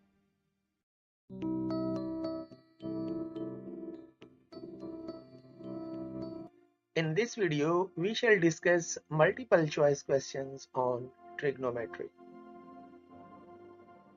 Question number 1. If sine theta is negative and cotangent theta is positive, then theta lies in quadrant, and the options are, let's find out which one is the correct option. But before that, let's explain it. We know that sine theta is negative in quadrant 3 and 4 and cotangent theta is positive in quadrant 1 and 3. Here the common quadrant is quadrant 3. Therefore correct option is option C. Question number 2. The number of radians in semicircle, and the options are, let's find out which one is the correct option. But before that, let's explain it. We know that the total angle of circle is 2 pi radians. So the angle in semicircle is pi radians. So the correct option is option B. The angle pi by 12 in degree measure is, and the options are, let's find out which one is the correct option. But before that, let's explain it. We know that 180 degrees are equal to pi radians. Now we need pi by 12, so we divide this expression by 12. On dividing both sides by 12, we get pi by 12 radians is equal to 15 degree. Therefore, the correct option is option D. If cotangent theta is equal to 5 by 2, where theta is greater than 0 and less than pi by 2, the value of sine square theta is, and the options are. Let's find out which one is the correct option. But before that, let's explain it. Here, cotangent theta is equal to 5 by 2 and theta is greater than 0 and less than pi by 2. It means theta is in quadrant 1. Now we know that 1 plus cotangent square theta is equal to cosecant square theta. We substitute the value of 5 by 2 of cotangent theta in it, and we get 1 plus 5 by 2 whole square is equal to cosecant square theta. On simplifying, we get 1 plus 25 over 4 is equal to cosecant square. It gives cosecant square theta is equal to 29 over 4. But we want the value of sine square theta, and we know that cosecant square is the reciprocal of sine square. Therefore, the value of sine square theta will be 4 over 29. Therefore, correct option is option D. Which pair of angles are coterminal angles? And the options are. Let's find out which one is the correct option. But before that, let's explain it. Here we notice that the angle pi by 3 is common in all options. So we need to find the coterminal angle of pi by 3. And we know that if we want to find the coterminal angle of angle, we just need to add 2 pi or multiples of 2 pi to it. We add 2 pi in pi by 3, and upon simplifying we get the angle of 7 pi by 3. Therefore, the pair of coterminal angles is pi by 3 and 7 pi by 3. Therefore, correct option is option C. The range of cos x is, and the options are. Let's find out which one is the correct option. But before that, let's explain it. We know that cos x is the x coordinate of a point moving along a unit circle. So let's take a unit circle. The range of a unit circle will be from -1 to +1. Similarly, on y-axis from -1 to +1. Therefore, the value of cos x that it can attain is -1 to +1. And we know that -1 and +1 are also included in the range of cos x. Therefore, it will be a closed interval from -1 to +1. Therefore, the correct option is option D. Next question. 1 by 4 rotation clockwise is equal to, and the options are. Let's find out which one is the correct option. But before that, let's explain it. We know that one complete rotation is equal to 2 pi radians. But as we are to find 1 by 4 rotation clockwise, so as clockwise direction of angle is negative, therefore one rotation clockwise will be equal to -2 pi radians. But we need to find 1 by 4 rotation, so we divide both sides by 4. So 1 by 4 rotation clockwise is equal to minus pi by 2 radians. So the correct option is option C. Question number 8. The angles whose terminal sides lie on x-axis or y-axis are, and the options are. Let's find out which one is the correct option. But before that, let's explain it. We know that the angles whose terminal sides lie on x-axis or y-axis are called quadrantal angles. Therefore, the correct option is option C. Question number 9. the angles with same initial and terminal sides are called? And the options are, let's find out which one is the correct option. But before that, let's explain it. As we know that the angles with same initial and terminal sides are called coterminal angles. Therefore, the correct option is option B. The degree measure of angle between hands of a watch at 4 o'clock is, and the options are, let's find out which one is the correct option.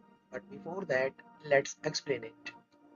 We know that in a watch, 12 hours are equal to 360 degrees. We are using the degree measure because we are asked to find the degree measure of the angle between hands of watch at 4 o'clock.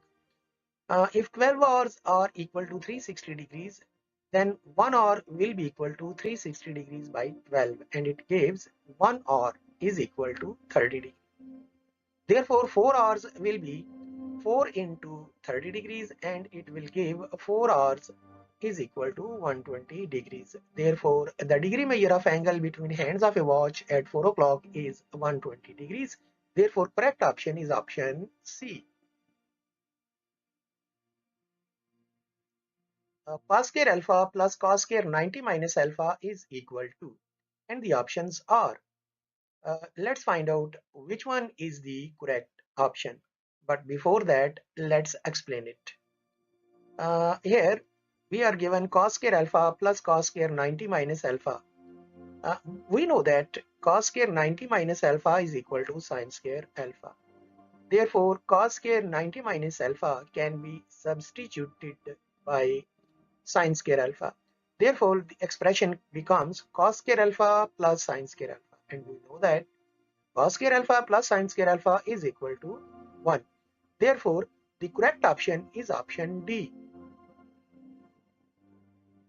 If 1 plus cos alpha is equal to 0, then alpha lies in the quadrant. And the options are, let's find out which one is the correct option. But before that, let's explain it. Here we are given 1 plus cos alpha is equal to 0. It gives cos alpha is equal to minus 1. And it gives alpha is equal to pi. Therefore, alpha is equal to pi radians. But we know that pi is a quadrantal angle, and the quadrantal angle isn't in any quadrant. So pi is not in any quadrant. Therefore, the correct option is option D. Question number 13. 2 cos square 3 pi by 8 minus 1 is equal to. The options are, let's find out which one is the correct option. But before that, let's explain it. As we know that the double angle identity for cosine function is cos square theta minus 1 is equal to cos 2 theta. We replace theta by 3 pi by 8 in it, and we get 2 cos square 3 pi by 8 minus 1 is equal to cos of 2 into 3 pi by 8. Here theta has been replaced by 3 pi by 8. Now cancel 2 with 8, and we get 2 cos square 3 pi by 8 minus 1 is equal to cos 3 pi by 4. And as we know that 3 pi by 4 is equal to 135 degrees. Therefore, the value of cos 3 pi by 4 or cos 135 degrees is minus 1 over square root of 2. Therefore, the correct option is option B. Question number 14. Cos of theta minus 90 degree minus cos of theta plus 90 degree is equal to. And the options are, let's find out which one is the correct option. But before that, let's explain it. We are given cos of theta minus 90 degree minus cos of theta plus 90 degree. As we know that cos of minus theta is equal to cos of theta. Therefore, cos of theta minus 90 degree can be written as cos of 90 degrees minus theta. So the expression can be written as cos of 90 degree minus theta minus cos of 90 degree plus theta. Now we apply the conversion rule, and as we see that cos of 90 minus theta can be written as cos of 1 into 90 minus theta. The quadrantal angle is odd multiple of 90 degrees. Therefore, cos will change in its co-ratio. Therefore, the expression becomes sine of theta minus sine theta. As 90 minus theta is in first quadrant, therefore we get positive sine theta, and 90 degrees plus theta is in second quadrant, and in second quadrant cos is negative, therefore we get minus sine theta. Eventually we get 2 sine theta. Therefore correct option is option D. Question number 15. Secant pi by 2 minus theta is equal to, and the options are, let's find out which one is the correct option. But before that, let's explain it. We are given secant pi by 2 minus theta. It can be written as secant 1 into pi by 2. That is, it can be written as secant 1 into 90 degrees minus theta. And as we see that here the quadrantal angle is odd multiple of 90 degrees. Therefore, secant will be converted into its co-ratio, which is cosecant. And as the quadrant is first quadrant, therefore cosecant theta will be positive. So secant pi by 2 minus theta is equal to cosecant theta. Therefore, the correct option is option A. Question number 16. 1 minus cos theta over 2 is equal to, and the options are, let's find out which one is the correct option. But before that, let's explain it. As we know that sine theta by 2 is equal to square root of 1 minus cos theta over 2 by half angle identity. We square both sides and get sine square theta over 2 is equal to 1 minus cos theta over 2. Therefore, correct option is option C. Question number 17. 3 cos alpha minus 4 cos cube alpha is equal to, and the options are, let's find out which one is the correct option. For that, let's explain it. The triple angle identity for cosine function is cos 3 alpha is equal to 4 cos cube alpha minus 3 cos alpha. We take minus common from the right hand side and we get cos 3 alpha is equal to minus into minus 4 cos cube alpha plus 3 cos alpha. We arrange it and write it as cos 3 alpha is equal to minus 3 cos alpha minus 4 cos cube alpha. We take minus towards the left and it becomes minus cos 3 alpha is equal to 3 cos alpha minus 4 cos cube alpha. Therefore, the correct option is option B. Question number 18. Sine of 1140 degrees is equal to, and the options are, let's find out which one is the correct option. But before that, let's explain it. Uh, we divide 1140 degrees by 90 degrees, and after dividing it, we get 1140 degrees is equal to 12 into 90 degrees plus 60 degrees. Now we apply sine on both sides and we get sine of 1140 degrees is equal to sine of 12 into 90 degrees plus 60 degrees. Here we see that the quadrantal angle is even multiple of 90 degrees. Therefore, by conversion rule, a sine will not be changed into its co-ratio, it will remain sine. Therefore, sine 1140 degrees is equal to sine 60 degree. Therefore, correct option is option A. Question number 19. Cotangent of minus 855 degrees is equal to, and the options are, let's find out which one is the correct option. But before that, let's explain it. Here we are given cotangent minus 855 degrees. It can be written as minus cotangent 855 degrees because cotangent of minus theta is equal to minus cotangent theta. Now we divide 855 degrees by 90 degrees and after dividing by 90 degrees we get 855 degrees is equal to 9 into 90 degrees plus 45 degrees. We apply cotangent on both sides. Here we see that the quadrantal angle is odd multiple of 90 degrees. Therefore, cotangent will be converted into its co-ratio, which is tangent. Therefore, tangent 855 degrees will be equal to tangent 45 degrees. But as we notice that cotangent minus 855 degrees is equal to minus cotangent 855 degrees there, that will be equal to minus tangent 45 degrees. Therefore, correct option is option B. Question number 20. If alpha, beta, gamma are angles of triangle ABC, then sine of alpha plus beta is equal to, and the options are. Let's find out which one is the correct option. But before that, let's explain it.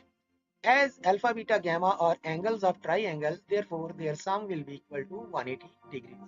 We transpose gamma towards right and get alpha plus beta is equal to 180 degrees minus gamma. We apply sine on both sides and write 180 degrees equal to 2 into 90 degrees. Here the quadrantal angle is even multiple of 90 degrees. Therefore, by conversion rule, sine will not be converted into its co-ratio. Therefore, we get sine alpha plus beta is equal to sine gamma. Therefore, the correct option is option C. Question number 21. Sine of alpha minus sine of beta. And the options are. Let's find out which one is the correct option. But before that, let's explain it. According to the trigonometric identity, sine of alpha minus sine of beta is equal to 2 cos of alpha plus beta by 2 into sine of alpha minus beta by 2. Therefore, correct option is option B. Question number 22. If cos theta is equal to 1 by 2, then tangent theta is equal to, and the options are, and the correct option is. But before that, let's explain it. Here, cos of theta is equal to 1 over 2. Therefore, secant theta will be equal to 2 as secant is reciprocal of cos theta. Now we know that 1 plus tan square theta is equal to secant square theta. It gives tan square theta is equal to secant square theta minus 1. And it gives, we replace the value of secant theta, 2 square minus 1. And it gives 4 minus 1, which gives 3. And after taking square root, we get tangent theta is equal to square root of 3. Therefore, the correct option is option C. Question number 23. If cos theta is equal to A over B, then sin theta is equal to, and the options are. Let's find out which one is the correct option. But before that, let's explain it. We know that sin square theta is equal to 1 minus cos square theta. We replace the value of cos theta as A over B. It becomes 1 minus A over B whole square. And it can be written as 1 minus A square over B square. After taking LCM, we get B square minus A square over B square. It gives sin theta is equal to square root of B square minus A square over B. Therefore, the correct option is option D. Question number 24. If sin 2 alpha is equal to 2 sin alpha is true, then alpha is equal. And the options are. Let's find out which one is the correct option. But before that, let's explain it. Here, sin 2 alpha is equal to 2 sin alpha. And by double angle identity of sin 2 alpha will be equal to 2 sin alpha cos alpha. It can be written as 2 sine alpha cos alpha minus 2 sine alpha is equal to 0. Take 2 sine alpha common.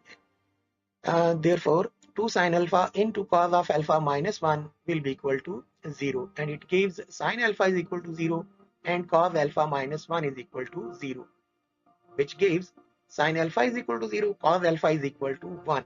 In both cases, we get alpha is equal to 0 degree. Therefore, correct option is option B. Tangent 1 degree into tangent 2 degree into tangent 3 degree up to tangent 89 degree will be equal. And the options are, let's check out which one is the correct option. But before that, we explain it. The given expression is tangent 1 degree up to tangent 89 degree.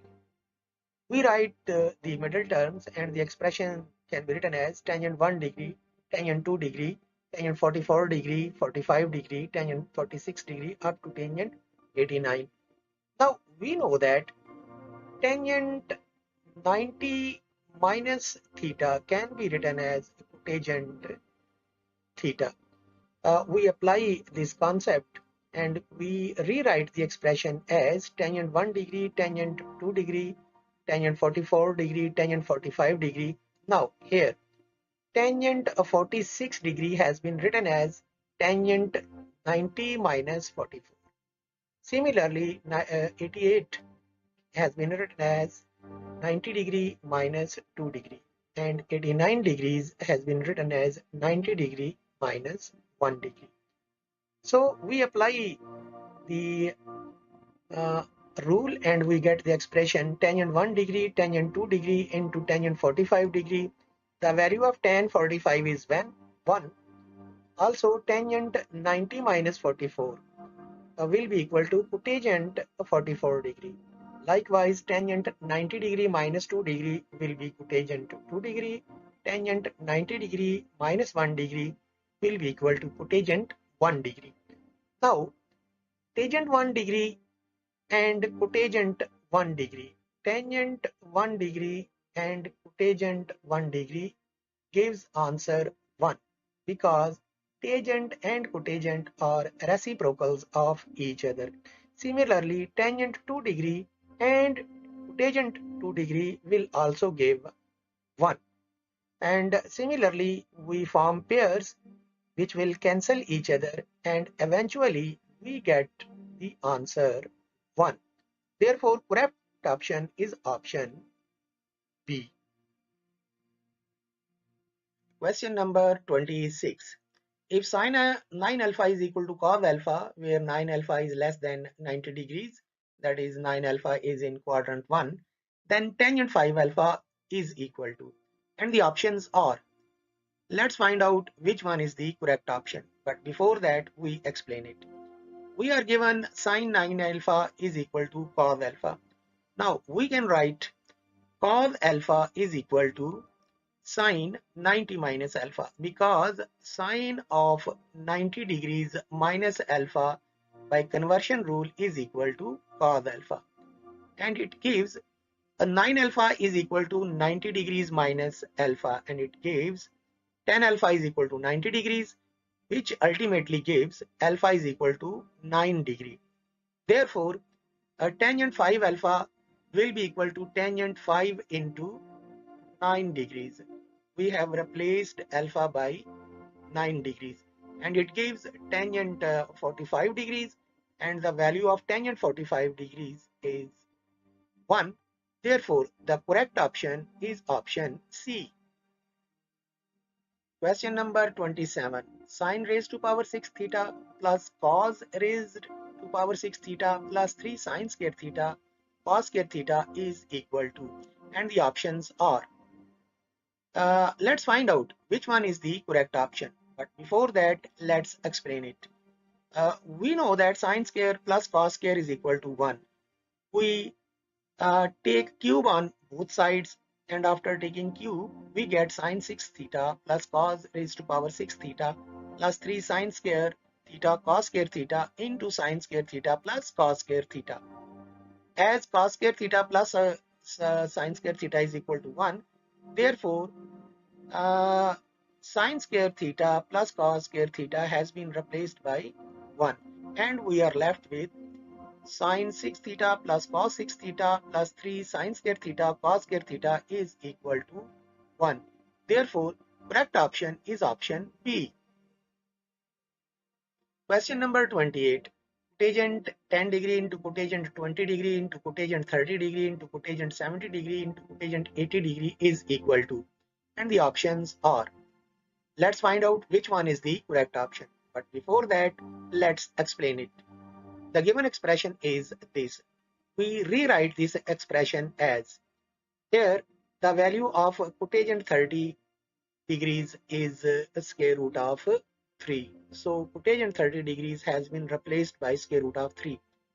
70 degrees can be written as 90 degrees minus 20 degree. 80 degrees can be written as 90 degrees minus 10 degrees. And we know that cotangent of 90 degrees minus theta is equal to tangent theta. Therefore, cotangent of 90 degrees minus 20 degrees will be equal to tangent 20 degrees. Likewise, tangent 90 degrees minus 10 degrees will be equal to tangent 10 degrees. Therefore, the expression can be written as this. Now, we know that tangent theta into cotangent theta is equal to 1. Therefore, tangent 20 degree into cotangent 20 degree is equal to 1, and tangent 10 degree into cotangent 10 degree is also equal to 1. Therefore, cotangent into tangent will be equal to, their product will be equal to 1, and we are left with square root of 3. Therefore, correct option is option C. Question number 29. If tan A into tan B is equal to 1, then A plus B is equal to. The options are. Let's find out which one is the correct option. But before that, let's explain it. We are given tan A into tan B is equal to 1. It can be written as tan A is equal to 1 over tan B, and 1 over tangent is equal to tangent. Therefore, 1 over tangent B is equal to cotangent B. Now, we know that tangent 90 minus theta is equal to cotangent theta. Therefore, tangent of 90 degrees minus B will be equal to cotangent B. Therefore, cotangent B can be written as tangent 90 degrees minus B. It gives A is equal to 90 degrees minus B, and it gives A plus B is equal to 90 degrees. Therefore, correct option is option C. Question number 30. Cos square 20 plus cos square 70 is equal to, and the options are. Let's find out which one is the correct option. But before that, let's explain it. Here, cos square 20 plus cos square 70 is the given expression. We write cos square 70 is equal to cos square 90 minus 20. And as cos of 90 minus theta is equal to sine theta, therefore cos of 90 degrees minus 20 degrees will be equal to sine of 20 degrees. Therefore, given expression becomes cos square 20 degree plus sine square 20 degree, which is equal to 1. Therefore, correct option is option A.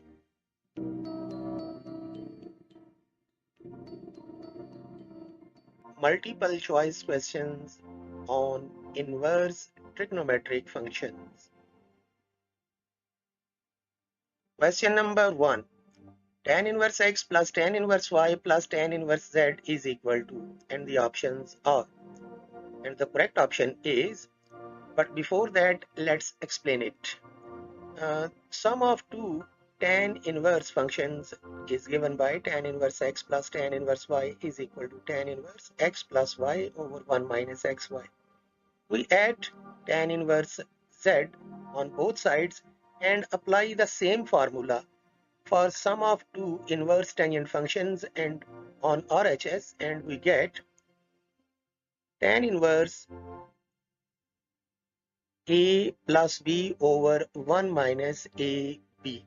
On simplifying, we get tan inverse x plus y plus z minus xyz over 1 minus xy minus yz minus zx.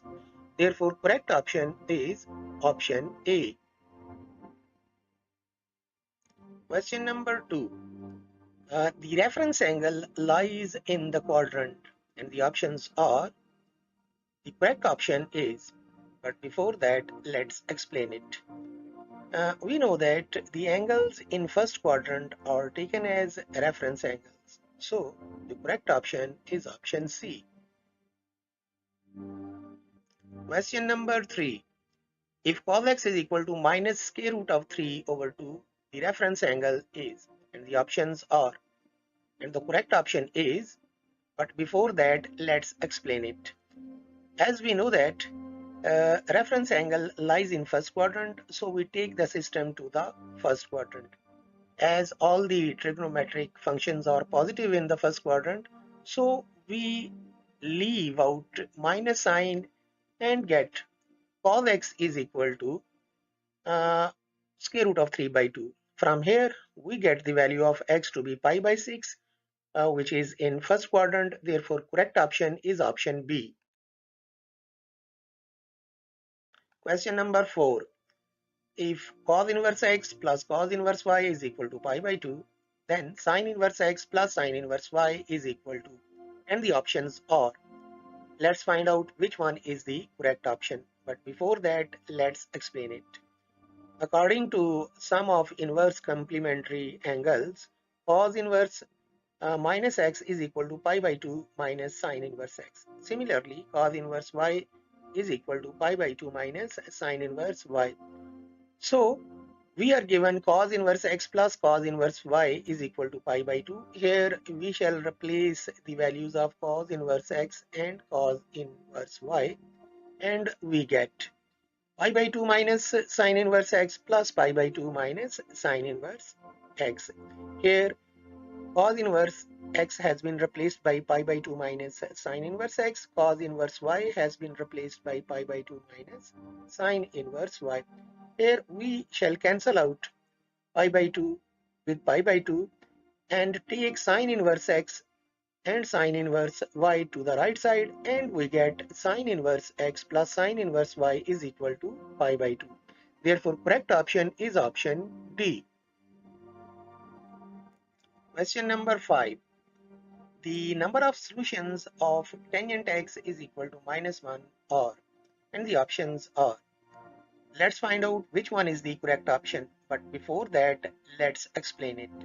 As we know that a trigonometric equation has infinite number of solutions, therefore the correct option is option D.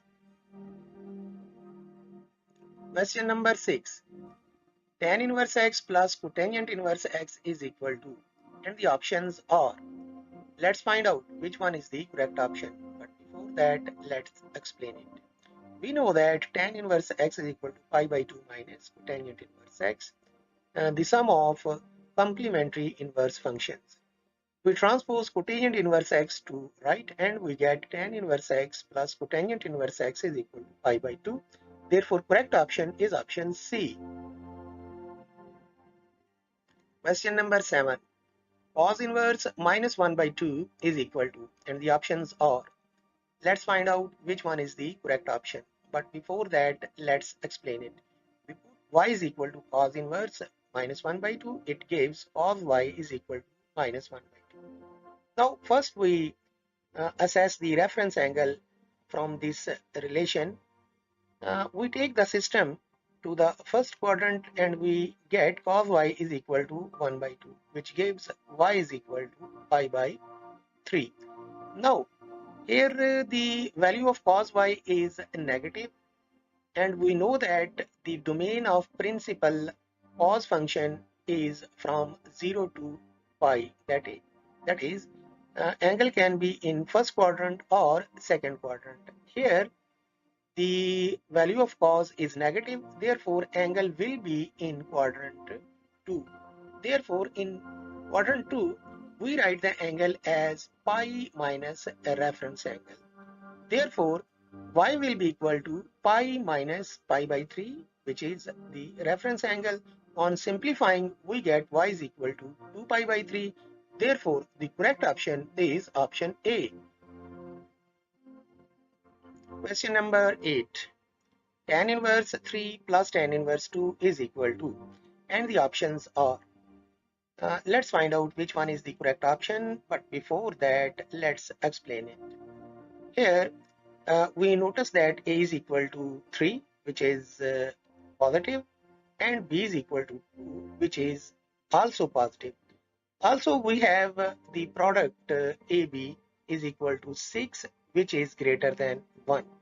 So the sum of two tangent inverse functions will be equal to pi plus tan inverse A plus B over 1 minus AB.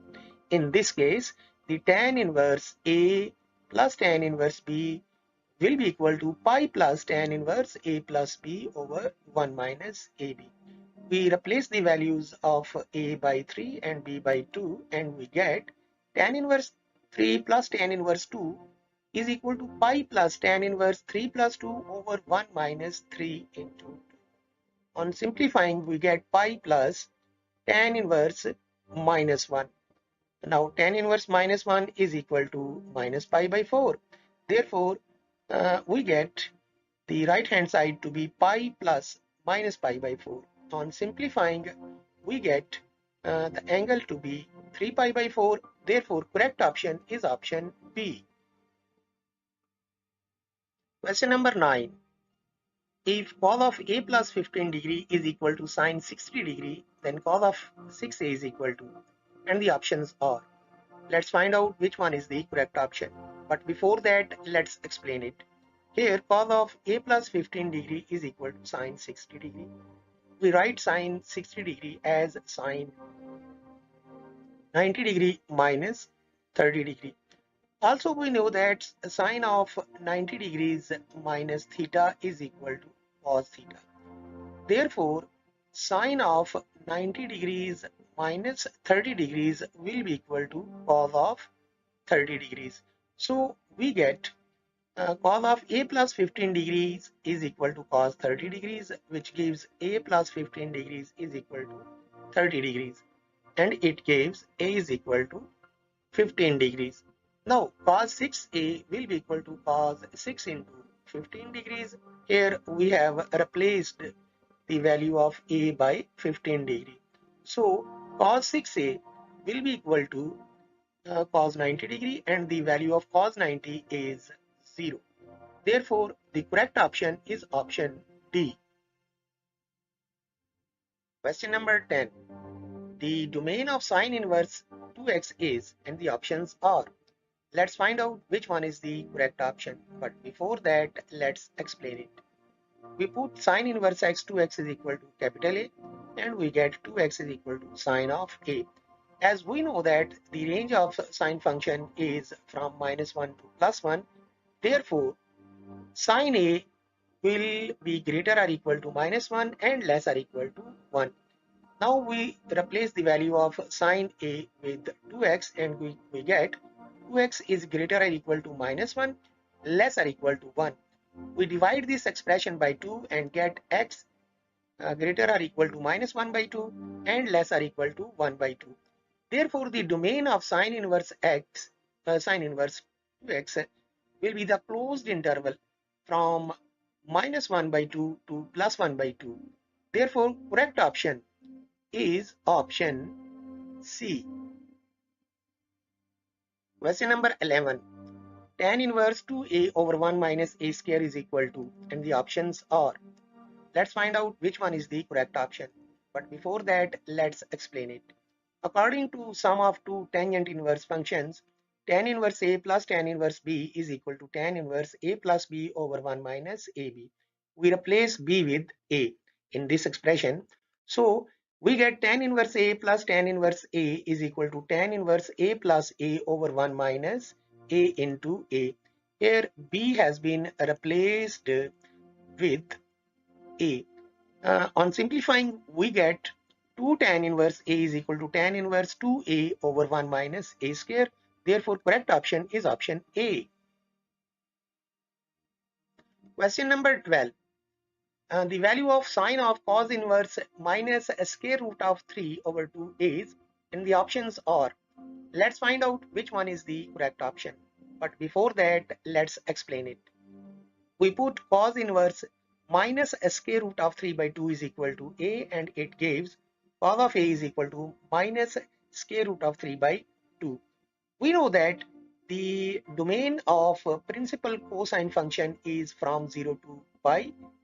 That is, angle can be in first quadrant or second quadrant. Here the value of cos is negative, therefore angle will be in second quadrant. And in second quadrant, the angle is written as pi minus reference angle. So we can write A is equal to pi minus pi by 6. Here pi by 6 is the reference angle, which can be obtained by taking the given system cos of A is equal to minus square root of 3 by 2 into first quadrant, and we will get the reference angle to be pi by 6. It gives A is equal to 5 pi by 6 on simplifying.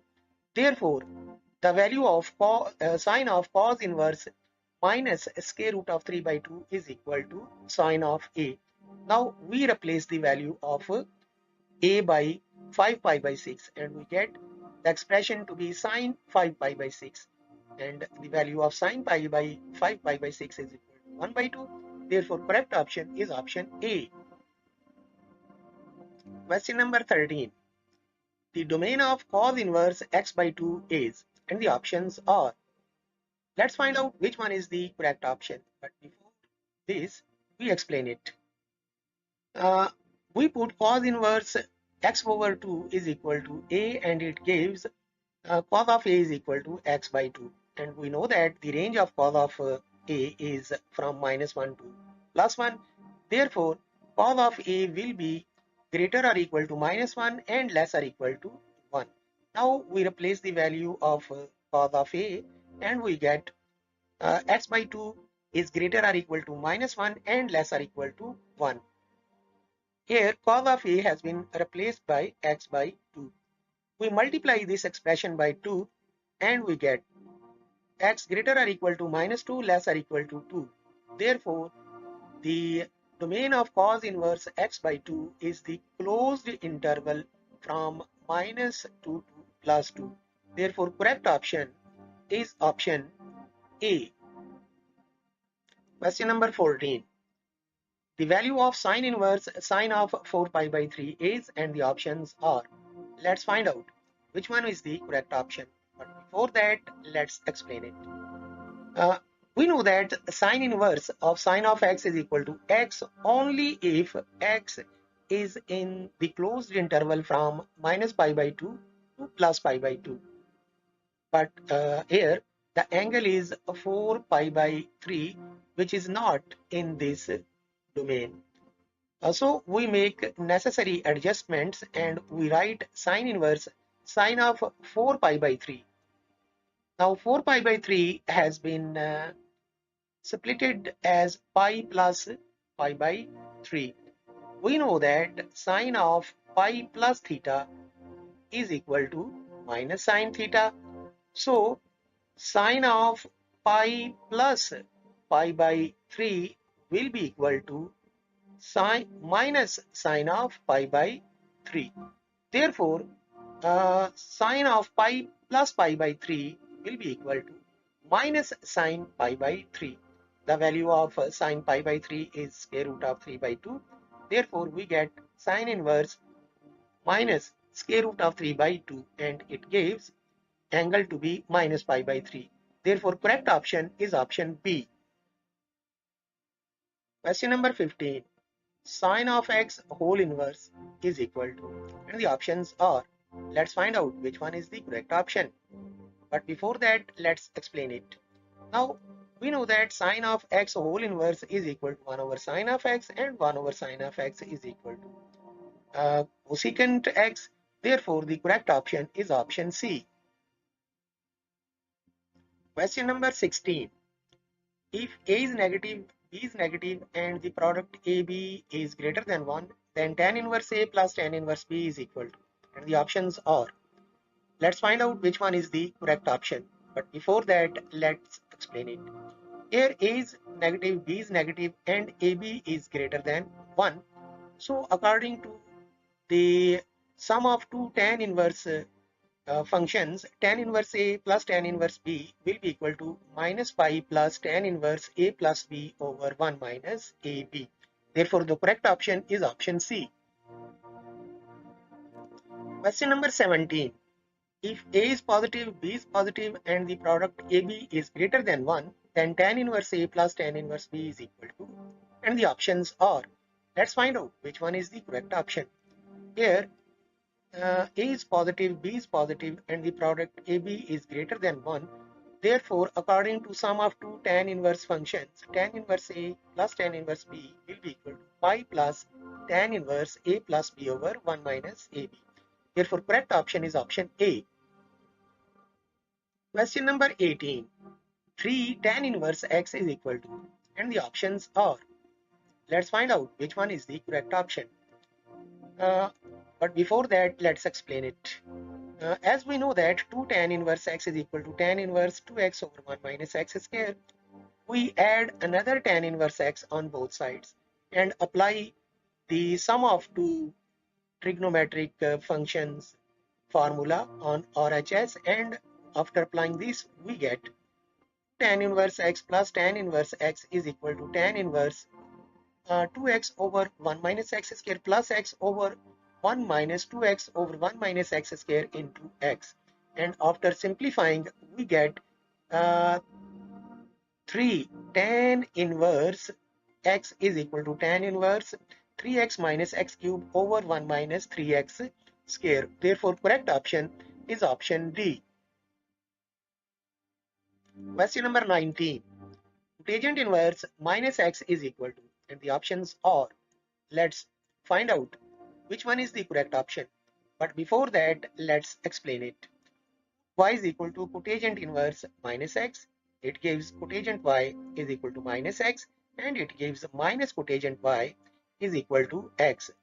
We know that minus cotangent y is equal to cotangent of pi minus y. So we can write tangent pi minus y is equal to x, and it gives pi minus y is equal to cotangent inverse x. Now we shift cotangent inverse x on left hand side and y on right hand side, and we get pi minus cotangent inverse x is equal to y. Now we replace the value of y and get pi minus cotangent inverse x is equal to cotangent inverse minus x. Therefore, correct option is option C. Question number 20. Sine inverse of sine of x is equal to x if, and the options are, let's find out which one is the correct option. But before that, let's explain it. According to definition, sine inverse sine of x is equal to x only if x is greater or equal to minus pi by 2, less or equal to pi by 2. Therefore, correct option is option A. Question number 21. Sine inverse 1 over x is equal to, and the options are, let's find out which one is the correct option. But before that, let's explain it. Put sine inverse 1 over x is equal to y. It gives 1 over x is equal to sine y, and it gives x is equal to 1 over sine y, and it gives x is equal to cosecant y. So cosecant inverse x will be equal to y. Therefore, correct option is option B. Question number 22. Cos inverse 3 over 5 is equal to, and the options are, let's find out which one is the correct option. Before that, we explain it. Here we put cos inverse 3 over 5 is equal to y. It gives cos y is equal to 3 over 5. Now we know that cos square y plus sin square y is equal to 1. So sin square y will be equal to 1 minus cos square y. Replace the value of cos y to be 3 over 5.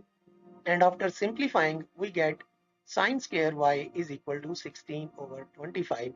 And it gives sin y is equal to 4 over 5, which gives y is equal to sine inverse 4 over 5. Therefore, correct option is option C.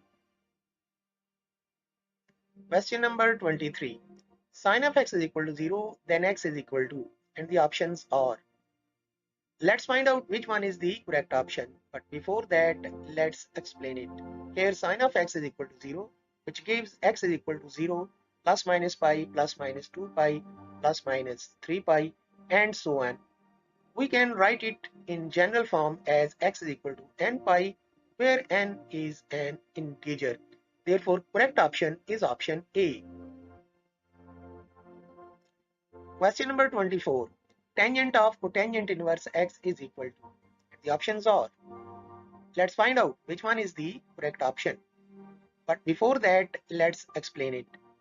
A well-known inverse trigonometric identity is cotangent inverse x is equal to tangent inverse 1 over x. So we can write tangent of cotangent inverse x is equal to tangent of tangent inverse 1 over x. Here cotangent inverse x has been replaced by tan inverse 1 over x. Now tan and tan inverse x will cancel the effect of each other, and we get tangent of cotangent inverse x is equal to 1 over x. Therefore, correct option is option B. Question number 25. The range of cosecant inverse x is equal to, and the options are. Let's find out which one is the correct option. But before that, let's explain it.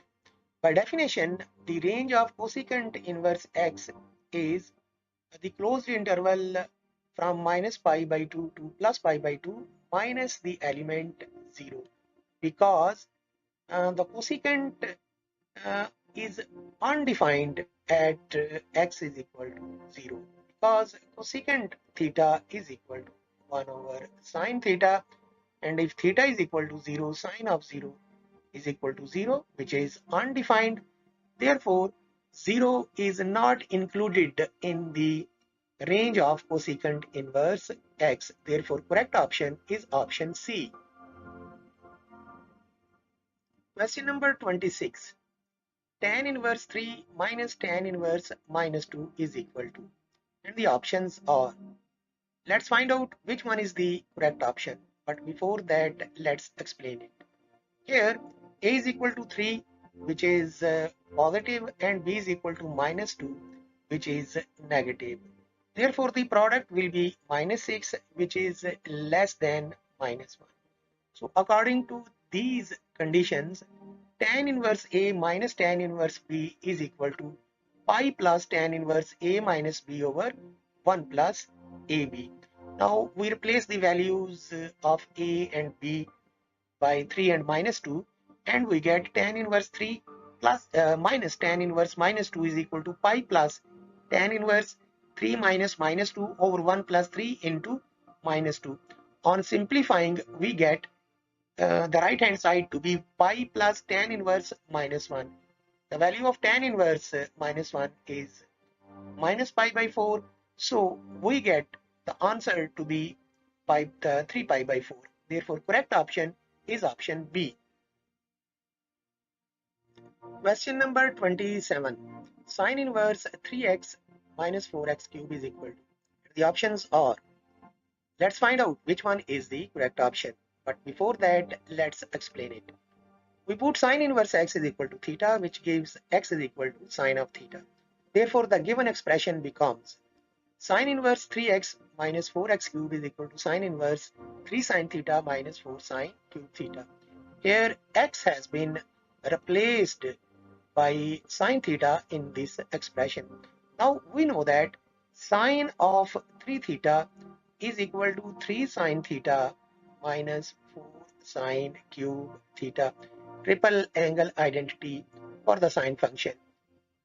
So we can write the right hand side as sine inverse sine of 3 theta. Sine inverse and sine will cancel the effect of each other, and we get 3 theta. Replace the value of theta, and we get right hand side to be 3 sine inverse x. Therefore, correct option is option D. Question number 28. Which test is used to check whether function is bijective or not? And the options are. Let's find out which one is the correct option. According to horizontal line test, a function is bijective if a horizontal line intersects the graph of function exactly once. So the correct option is option B. Question number 29. Which test is used to check whether a binary relation is a function or not? And the options are, let's find out which one is the correct option. But before that, let's explain it. The vertical line test states that if the curve is intersected by a vertical line only once, then the curve is a function. Therefore, the correct option is option A. Question number 30. Cos inverse 2x square minus 1 is equal to, and the options are, let's find out which one is the correct option. But before it, we explain. Let cos inverse x is equal to y, and it gives x is equal to cos of y. Therefore, the given expression cos inverse 2x square minus 1 can be written as cos inverse 2 cos square y minus 1. Here, x has been replaced by cos of y. Now, we know that according to double angle identity of cosine function, cos 2y is equal to 2 cos square y minus 1. Therefore, the expression on right hand side can be written as cos inverse cos of 2y. Now, cos inverse and cos will cancel out the effect of each other, and we get cos inverse of 2x square minus 1 is equal to 2y. Now, replace the value of y with cos inverse x, and we get cos inverse 2x square minus 1 is equal to 2 cos inverse x. So the correct option is option A.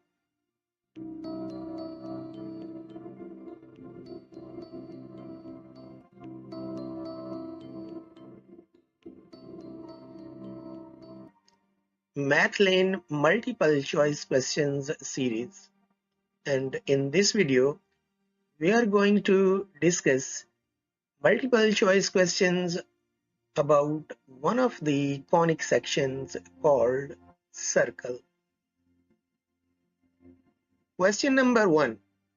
The conic ax square plus 2hxy plus by square plus 2gx plus 2fy plus c is equal to 0 represents a circle if, and the options are, let's find out which one is the correct option. But before that, we explain it. Given conic is, uh, if in this conic a is equal to b and h is equal to 0, we get ax square plus 2 into 0xy plus ay square plus 2gx plus 2fy plus c is equal to 0. We divide this equation by a and we get. Now note that this resulting equation is general equation of a circle. So the given conic represents a circle if a is equal to b and h is equal to 0. So correct option is option A. Question number 2. A point P x1 y1 lies inside the circle x square plus y square plus 2gx plus 2fy plus c is equal to 0 if, and the options are, let's find out which one is the correct option. But before that, we explain it. Given circle is this, and the given point is P x1 y1. The center and radius of this circle are. Now, we know that the point lies inside the circle if the distance between center of circle and point is less than the radius. We apply a distance formula for 2 points and put value of r, and we get this relation. After simplifying, we get x1 square plus 2gx1 plus g square plus y1 square plus 2fy1 plus g square is less than g square plus f square minus c. Now cancel out g square and f square and we get x1 square plus y1 square plus 2gx1 plus 2fy1 plus c is less than 0. So the correct option is option C. Question number 3. Equation of circle with points 1 1 and -1 -1 as endpoints of diameter is, and the options are, let's check out which one is the correct option. But before that, we explain it. Equation of a circle with given endpoints of diameter is x minus x1, x minus x2 plus y minus y1 into y minus y2 is equal to 0. Call 1, 1 as x1, y1 and minus 1, minus 1 as x2, y2. Replacing these values, we get, after simplifying, we get x square plus y square is equal to 2. Therefore, correct option is option C. Question number 4. How many tangents can be drawn to a circle from a point outside of the circle? And the options are, and the correct option is, we know that only two tangents can be drawn from a point outside of circle to a circle. So the correct option is option B. Question number 5. Which of the following lines is normal to the circle x minus 1 whole square plus y minus 2 whole square is equal to 10? And the options are, let's check out which one is the correct option. But before that, we explain it. Given circle is this, the center of circle is 1, 2. We know that normal line to circle always passes through center of circle. So we replace the coordinates of center in these lines one by one. Consider the line x plus y is equal to 3. X is equal to 1 and y is equal to 2, and we get 1 plus 2 is equal to 3, and we get 3 is equal to 3. Therefore, a center satisfies the line x plus y is equal to 3. So, the center lies on x plus y is equal to 3. Therefore, x plus y is equal to 3 is equation of normal line. Therefore, the correct option is option D. Question number 6. Length of tangent drawn from point 5, 1 to the circle x square plus y square plus 6x minus 4y minus 3 is equal to 0 is, and the options are, let's check out which one is the correct option. But before that, we explain it. Length of tangent from a point P x1 y1 to a circle x square plus y square plus 2gx plus 2fy plus c is equal to 0 is this. Given point is 5, 1, we call it x1 y1. We replace the values of x1 y1 and we get, after simplifying, the length of tangent to be 7. Therefore, correct option is option A. Question number 7. Equation of circle with center 5 minus 2 and radius 4 is, and the options are, let's check out which one is the correct option. But before that, we explain it. Equation of circle with center HK and radius R is this. Here the center is 5 minus 2 and radius is R. Replace these values, simplify, and we get x square plus y square minus 10x plus 4y plus 13. Therefore, the correct option is option B. Question number 8. A circle touches both axes at points A0 and 0A. Then, center of circle is, and the options are, let's check out which one is the correct option. We draw a circle which touches both axes at points A0 and 0A. Here, this point is A0 and this point is 0A. Obviously, from these points, we conclude that A is the radius of a circle. And as you can see, the center must be in first quadrant. So, in first quadrant, the coordinates of a center will be AA. Therefore, the correct option is option D.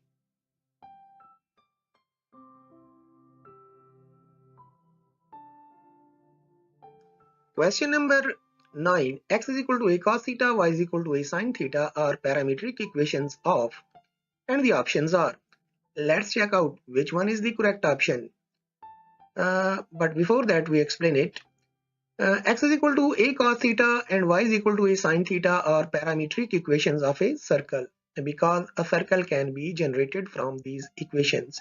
Square and add these equations, and we get, after simplifying, x square plus y square is equal to a square, which is equation of circle with radius a and center at origin. Therefore, the correct option is option C. Question number 10. Circumference of circle x square plus y square plus 8x minus 6y is equal to 0 is, and the options are. Let's check out which one is the correct option, but before that we explain it. Given circle is this, we compare this circle with the general equation of circle, and we get 2g is equal to 8, 2f is equal to minus 6, c is equal to 0, and from here g is equal to 4, f is equal to minus 3, and c is equal to 0. The radius of circle is square root of g square plus f square minus c. We replace values of g, f and c in it, and we get r to be 5. We know that the circumference of a circle is given as 2 pi r. Here we replace value of r to be 5, and we get c is equal to 10 pi. Therefore, correct option is option A. Question number 11. Equation of diameter of circle x square plus y square minus 6x plus 2y minus 8 is equal to 0 is, and the options are. Let's check out which one is the correct option. But before that, we explain it. Given circle is this. We know that the center of a circle lies on the diameter of a circle. So we find the center of given circle, and we check on which line the center lies. We compare this equation with general equation of circle, and we get 2g is equal to minus 6, 2f is equal to 2, c is equal to minus 8. We get g minus 3, f 1 and c minus 8. The center of circle is minus g minus f. Replace these values, and we get center of circle to be 3 minus 1. Now we replace these coordinates of center in given equations one by one. We first check x plus 3y is equal to 0. Put x is equal to 3 and y is equal to minus 1, and we get 0 is equal to 0. Therefore, the center 3 minus 1 satisfies x plus 3y is equal to 0. In other words, the center lies on the line x plus 3y is equal to 0. Therefore, x plus 3y is equal to 0 is equation of diameter. Therefore, correct option is option B. Question number 12. Set notation of a circle of radius r and center C is, and the options are. Let's check out which one is the correct option. But before that, let's explain it. Here the correct option is this. As we know that by definition of circle, circle is a set of points whose distances from a fixed point called center of circle must be equal to radius of circle. So this is the correct option. So the correct option is option A. Question number 13. Eccentricity of the circle x square plus y square minus 2x plus 2y minus 1 is equal to 0 is, and the options are. Let's check out which one is the correct option. As we know that the eccentricity of every circle is 0, so the eccentricity of given circle must also be 0. So the correct option is option D. Question number 14. Radius of the circle 3x square plus 3y square minus 6x plus 6y minus 18 is equal to 0 is, and the options are. Let's check out which one is the correct option. But before that, let's explain it. Given equation is this. Here the coefficients of x square and y square are 3 each, but these coefficients must be 1 each. So we divide this equation by 3. Now this is the general equation of circle.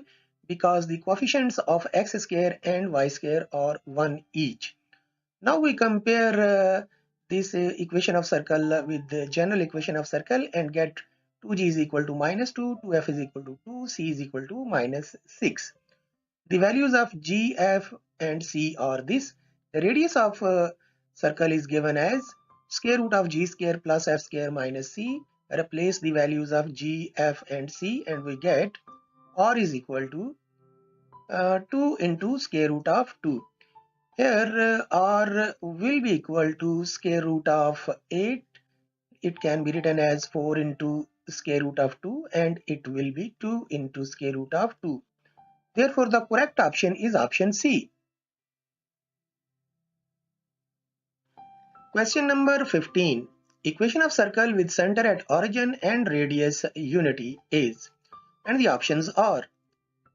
Let's check out which one is the correct option. But before that, we explain it. The equation of a circle in standard form with center HK and radius R is this. Here HK, the center HK is equal to 0, 0 because center is at origin and radius is unity, that R is equal to 1. We replace these values and we get the equation of circle as x square plus y square is equal to 1. Therefore, correct option is option B. Question number 16. Circles x square plus y square minus 2x minus 4y is equal to 0 and x square plus y square minus 8y minus 4 is equal to 0. Touch internally, touch externally, intersect, do not touch. Let us check which one is the correct option. But before that, let's explain it. The first circle is x square plus y square minus 2x minus 4y is equal to 0. We compare it with the general equation of circle and find the radius and center of this circle. Here 2g if is equal to -2, 2f is equal to -4, c is equal to 0. Therefore, the values of g, f and c become -1, -2 and 0. The center of first circle is called C1 and it is 1, 2. The radius is square root of -1 square plus -2 whole square minus 0 and it becomes square root of 5.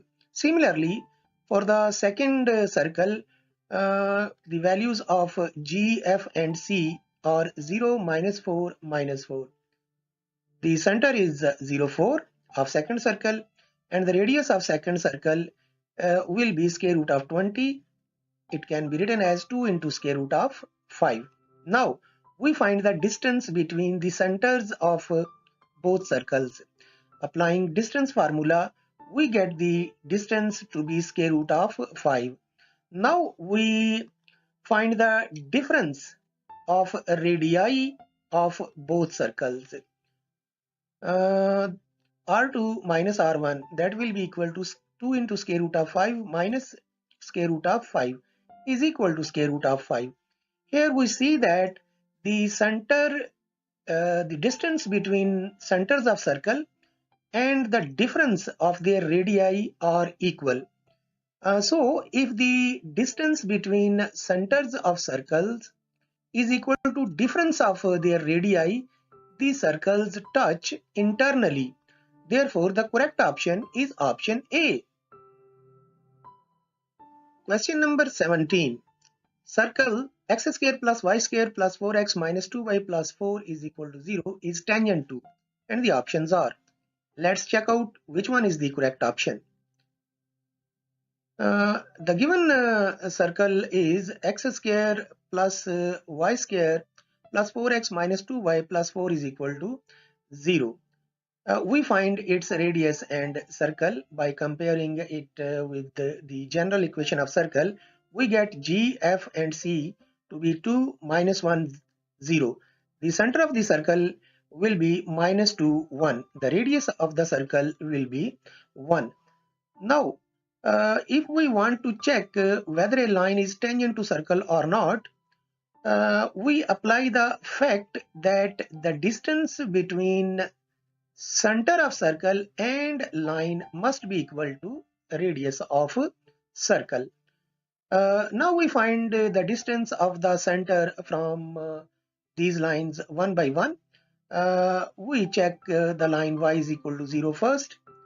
The distance between minus to 1 and y is equal to 0, that is center and the line, is d is equal to 1, and that is equal to radius of circle. So the correct option is option B. Question number 18. Length of the chord when circle x square plus y square plus 4x minus 7y plus 12 is equal to 0 intercepts y-axis is, and the options are. Let's find out which one is the correct option. The given circle is x square plus y square plus 4x minus 7y plus 12 is equal to 0. Since circle intercepts y-axis, therefore we put x is equal to 0 and solve for y. We get the values of y 3 and 4. Therefore points of intersection will be 0, 3 and 0, 4. Therefore length of chord is found by the distance formula as the length of chord is 1. Therefore the correct option is option A. Question number 19. The circle x square plus y square plus 2gx plus 2fy plus c is equal to 0 touches x-axis, then radius of circle is, and the options are. Let's check out which one is the correct option. The given circle is x square plus y square plus 2gx plus 2fy plus c is equal to 0. Its center is minus g minus f. Radius is square root of g square plus f square minus c. Since x-axis is tangent to the circle, therefore the distance between x-axis and the circle of center must be the radius of circle. Therefore the radius is the distance between minus g minus f and x-axis. Equation of x-axis is y is equal to 0. Applying the distance formula for a point and line, we get the radius to be f. Therefore correct option is option B. Question number 20. When line x plus y is equal to 2 touches this circle, then the point of contact is, and the points of contact are. Let's check out which one is the correct option. As these are points of contact, therefore these points must satisfy the equation of line and the equation of circle. We check the point 1, 1 and see whether this point satisfies these two equations. First we consider the equation of a circle and put x is equal to 1, y is equal to 1, and we get 0 is equal to 0. Therefore 1, 1 satisfies the equation of circle. Likewise, we take the equation of line and put x is equal to 1 and y is equal to 1. It also gives 2 is equal to 2. Therefore 1, 1 also satisfies the given line. So 1, 1 is the correct option, and the correct option is option D. Question number 21. Center of the circle is, and the options are. Let's check out which one is the correct option. Here the equation of a circle is 5x square plus 5y square plus 14x plus 12y minus 12 is equal to 0. This is not in general form. To get it into general form, we must divide by 5 and we get x square plus y square plus 14 over 5x plus 12 over 5y minus 2. Here the values of 2g, 2f are these. Therefore g and f will be this. The center is equal to minus g minus f. Therefore the center of the given circle will be minus 7 over 5 minus 6 over 5. Therefore the correct option is option C. Question number 22. Equation of tangent to the circle, this at point 2, 3 is, and the options are. Let's check out which one is the correct option. Here the equation of circle is x square plus y square is equal to 1. To find the equation of tangent to circle, we just replace x square by xx1 and y square by yy1. Therefore, equation of tangent will be x1 plus yy1 is equal to 1. Here x1 y1 is equal to 2, 3. Just replace these values and we get the equation of circle to be 2x plus 3y is equal to 1. Therefore, correct option is option. Question number 23. If point 7 minus 2 lies on a circle with center C minus 5, 3, then radius of circle is, and the options are. Let's check out which one is the correct option. As we know that the distance between center and a point on circle is equal to radius of circle. Therefore, we apply the distance between 2 points formula and get the radius of circle to be 13. Therefore, correct option is option C. Question number 24. For two circles, if sum of their radii is equal to distance between their centers, circles touch each other. And the options are. Let's check out which one is the correct option. Do remember, the circles touch each other externally only if the distance between the centers of both circles must be equal to sum of their radii. So, according to given equation, the circles touch each other externally. Therefore, correct option is option B. Question number 25. The equation ax square plus by square plus gx plus fy plus c is equal to 0 represents a circle if, and the options are. Let's check out which one is the correct option. And the correct option is option C, as the coefficients of x square and y square cannot be different and they cannot be 0. So the correct option is option C. Question number 26. Equation of normal line to the circle x square plus y square is equal to a square at point x1 y1 is, and the options are. Let's check out which one is the correct option. The given circle is x square plus y square is equal to a square. We find the equation of normal line. We take derivative and get dy by dx is equal to minus 2x over 2y. Cancel 2 with 2. Therefore, the slope of tangent line will be equal to m, and it will be equal to minus x1 over y1. Therefore, equation of normal line will be y minus y1 is equal to minus 1 over m into x minus x1. Replace value of m and we get, after simplification, we get x1y minus xy1 is equal to 0. Therefore, option D is the correct option. Question number 27. The line y is equal to mx plus c is tangent to the circle this if, and the options are. Let's check out which one is the correct option. Given circle is x square plus y square is equal to a square. Given line is y is equal to mx plus c. Replace the value of y in the equation of circle and we get an expression 1 plus m square into x square plus 2mcx plus c square minus a square is equal to 0. Since the given line is tangent to the circle, therefore roots must be equal, and if the roots are equal, then discriminant will be equal to 0. Note that if a line is a secant line, it cuts a circle in 2 points, and the coordinates of points will be x1 y1 and x2 y2.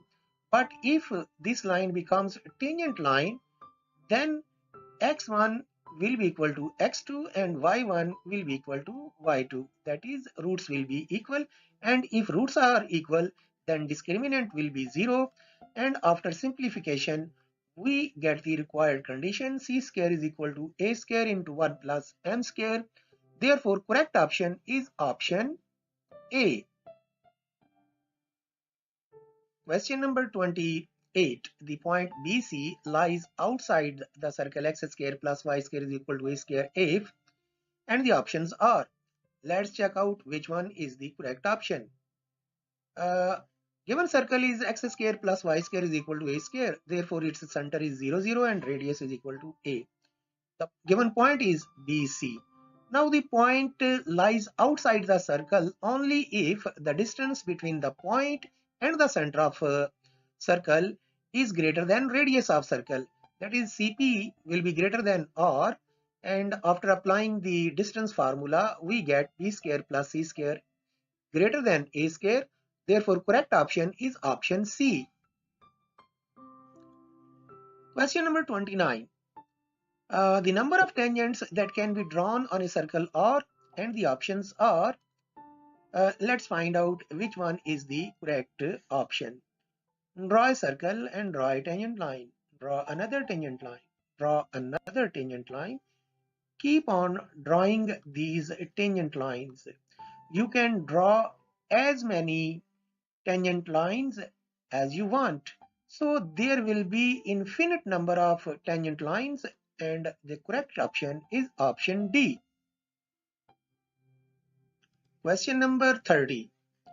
If the lines 2x minus 3y plus 4 and 4x minus 6y plus 10 is equal to 0 are tangents to a circle, then radius of circle is, and the options are. Let's find out which one is the correct option. Given lines are 2x minus 3y plus 4 is equal to 0 and 4x minus 6y plus 10 is equal to 0. Divide it by 2 and we get 2x minus 3y plus 5 is equal to 0. Now these lines can be written in general form a1x plus b1y plus c1 is equal to 0. Therefore, value of c1 is equal to 4. Similarly, a2x plus b2y plus c2, and the value of c2 is equal to 5. Now, since the lines are tangent to a circle, therefore, the distance between the lines will be equal to diameter of circle. Now we find the diameter of circle, that is distance between these two tangent lines, and from there we will find the radius of a circle. Now the distance between the parallel lines is given as c2 minus c1 over square root of a square plus b square. Here b will be equal to 5 minus 4, as c2, the value of c2 is 5, value of c1 is 4, a is equal to 2 and b is equal to minus 3, as we can observe from both equations. So the distance will be equal to 1 over square root of 13, but radius is half of the diameter. Therefore, required radius will be equal to 1 over 2 into square root of 3. Therefore, correct option is option B.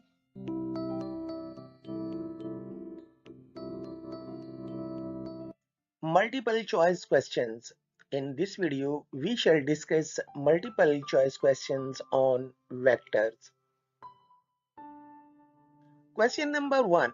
Magnitude of resultant or of two vectors P and Q acting at angle theta is R square is equal to, and the options are. Let's find out which one is the correct option. But before that, let's explain it. As R is a resultant of P and Q, so we can write R is equal to P plus Q. Take dot product on both sides with R. It can be written as R square is equal to P plus Q dot P plus Q. Here, as we know that R dot R is equal to R square. And on right hand side, R has been replaced by P plus Q. So we can write R square is equal to P dot P plus P dot Q plus Q dot P plus Q dot Q. As P dot P is equal to P square, q dot q is equal to q square. So we can write r square is equal to p square plus p dot q plus p dot q.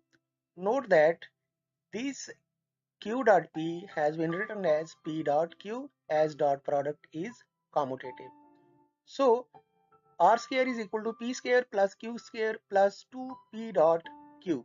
Now the vectors p and q are acting at angle theta. So we can write p dot q is equal to pq cos of theta by definition of dot product. So r square is equal to p square plus q square plus 2pq cos theta. So the correct option is option B. Question number 2. A vector whose initial and terminal point is same is called, and the options are. Let's find out which one is the correct option. But before that, let's explain it. A typical vector is of the form.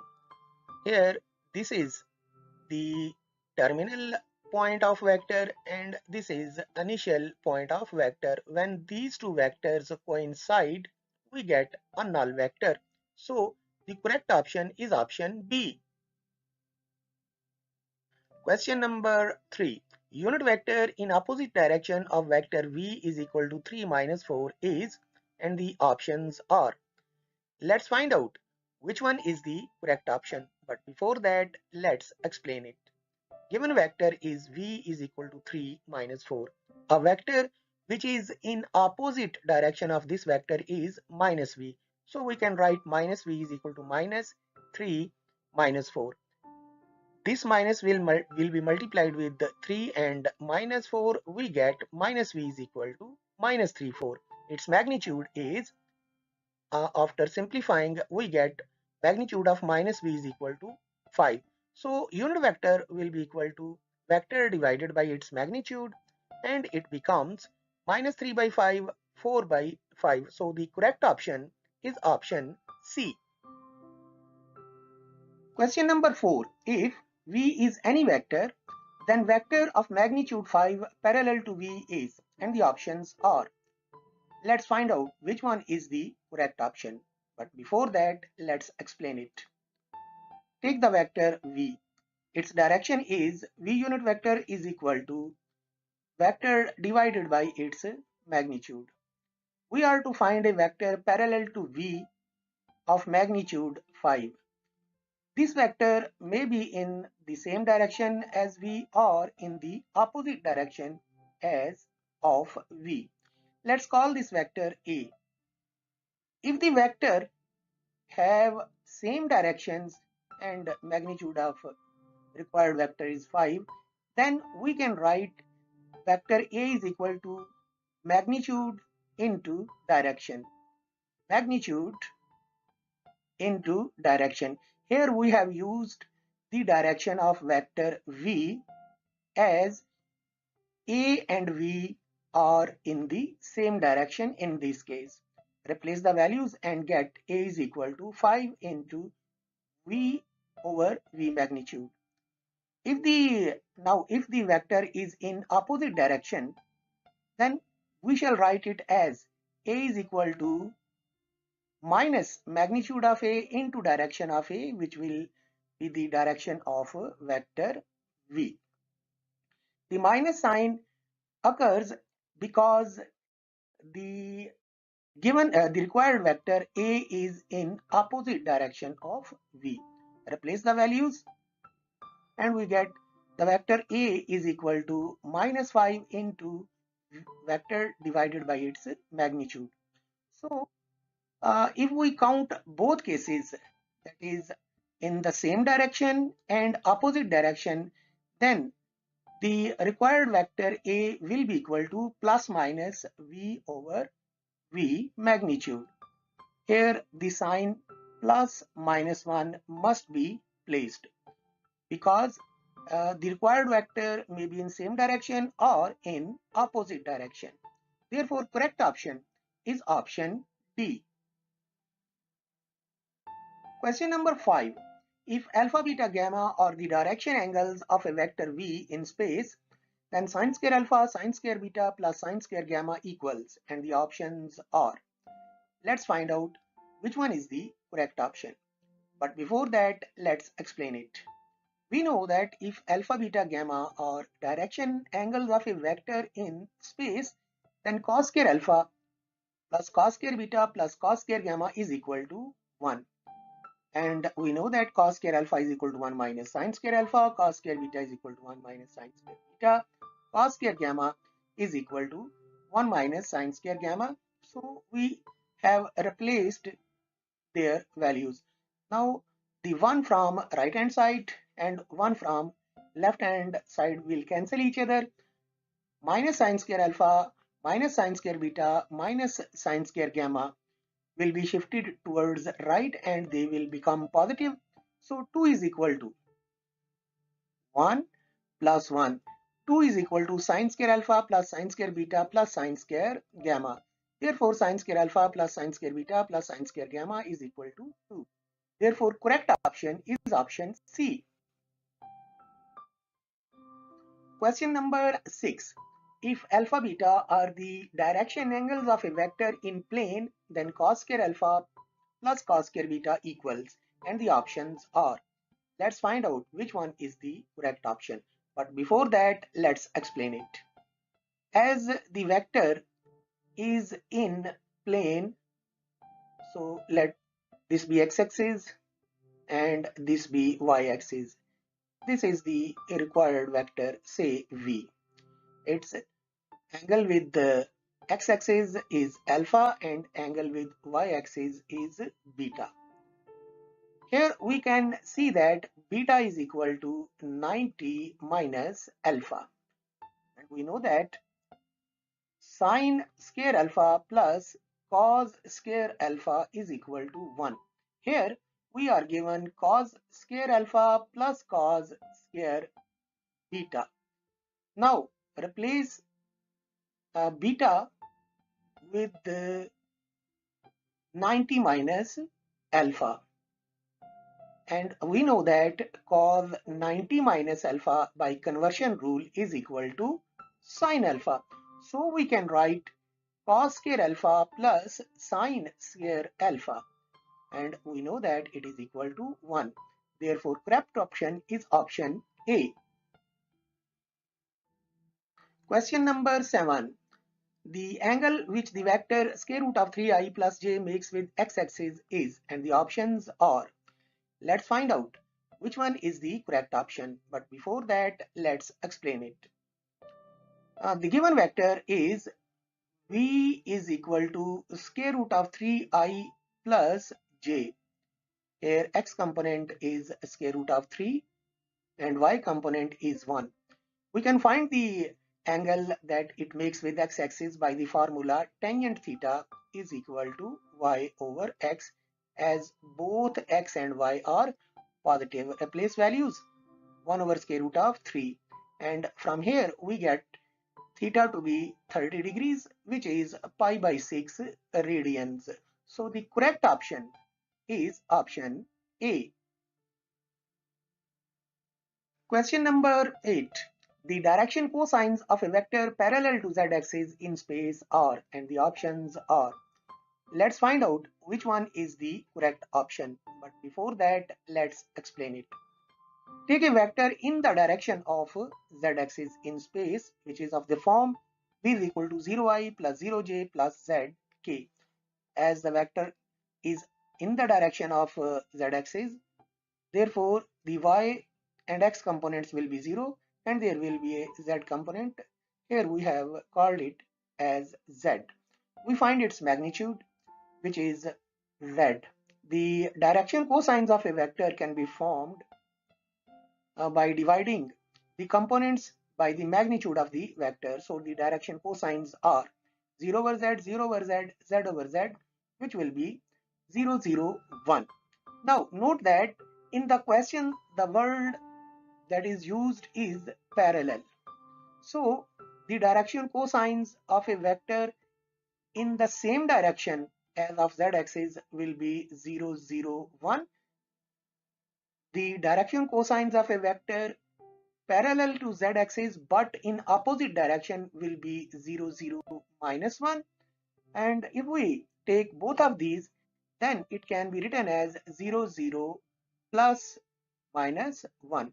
Therefore, the correct option is option C. Question number 9. What are the direction cosines of a vector I plus j in space? And the options are, let's find out which one is the correct option. But before that, let's explain it. Cj minus bk.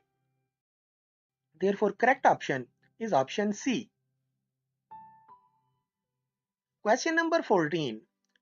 Area of parallelogram with diagonals u and v is, and the options are, let's find out which one is the correct option. But before that, let's explain it. The area of parallelogram when its diagonals are given is area of parallelogram is equal to 1 by 2 u cross v mod magnitude of cross product of u and v. First we find the cross product of u and v, and it will be found by the determinant the determinant formula. So it becomes, after simplification, minus 5i minus 5j minus 10k.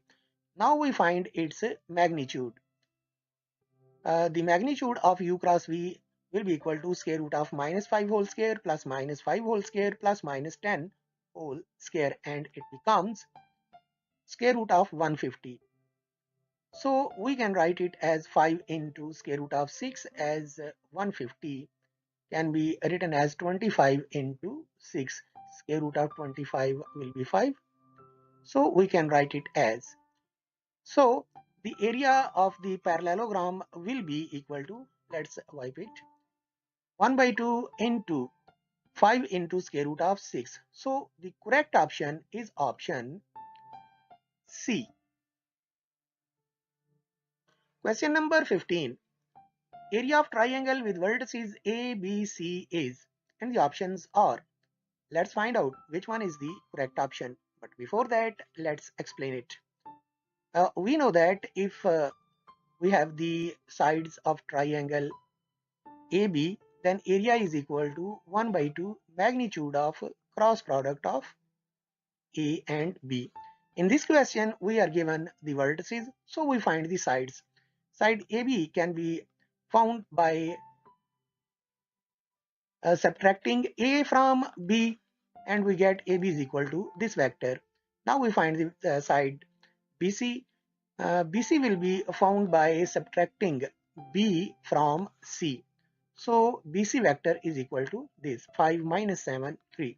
Now we find the cross product of AB and BC, and it will be minus 14i minus 19j minus 21k. Now we find the magnitude of AB cross BC, and the magnitude will be square root of 998. Therefore, area will be equal to, area of triangle will be equal to 1 by 2 magnitude of AB cross BC. Replace the value of AB cross BC and get.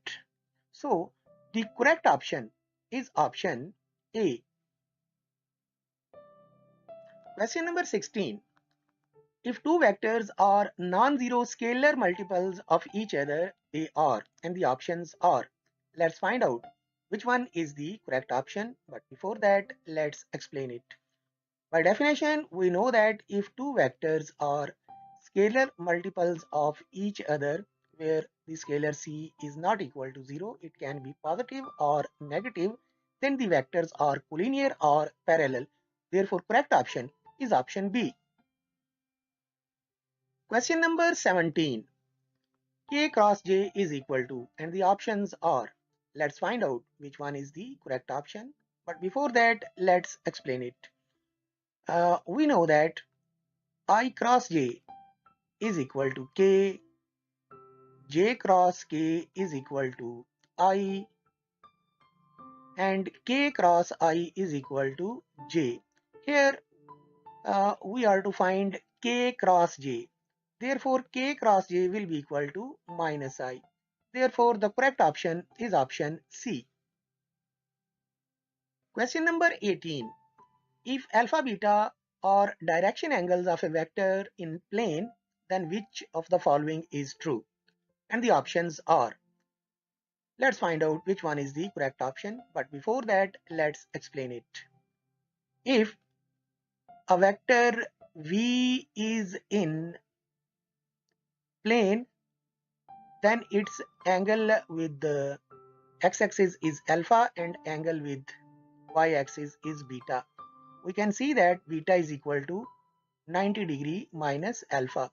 So if these are two direction angles, then we can write cos square alpha plus cos square beta is equal to 1.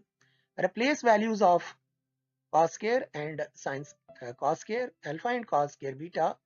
1 minus sine square alpha plus 1 minus sine square beta, that is equal to 1. Cancel 1 from left and right, and we get sine square alpha plus sine square beta is equal to 1. Also, if cos square alpha plus cos square beta is equal to 1, and we can replace beta by 90 minus alpha and applying conversion rule, we can get cos square alpha plus sine square alpha is equal to 1. So all options are true. So the correct option is option B. Question number 19. Scalar projection of vector A on vector B acting at angle theta is, and the options are. Let's find out which one is the correct option. But before that, let's explain it. Take the vectors B and A. Take B along x-axis and the vector A in plane.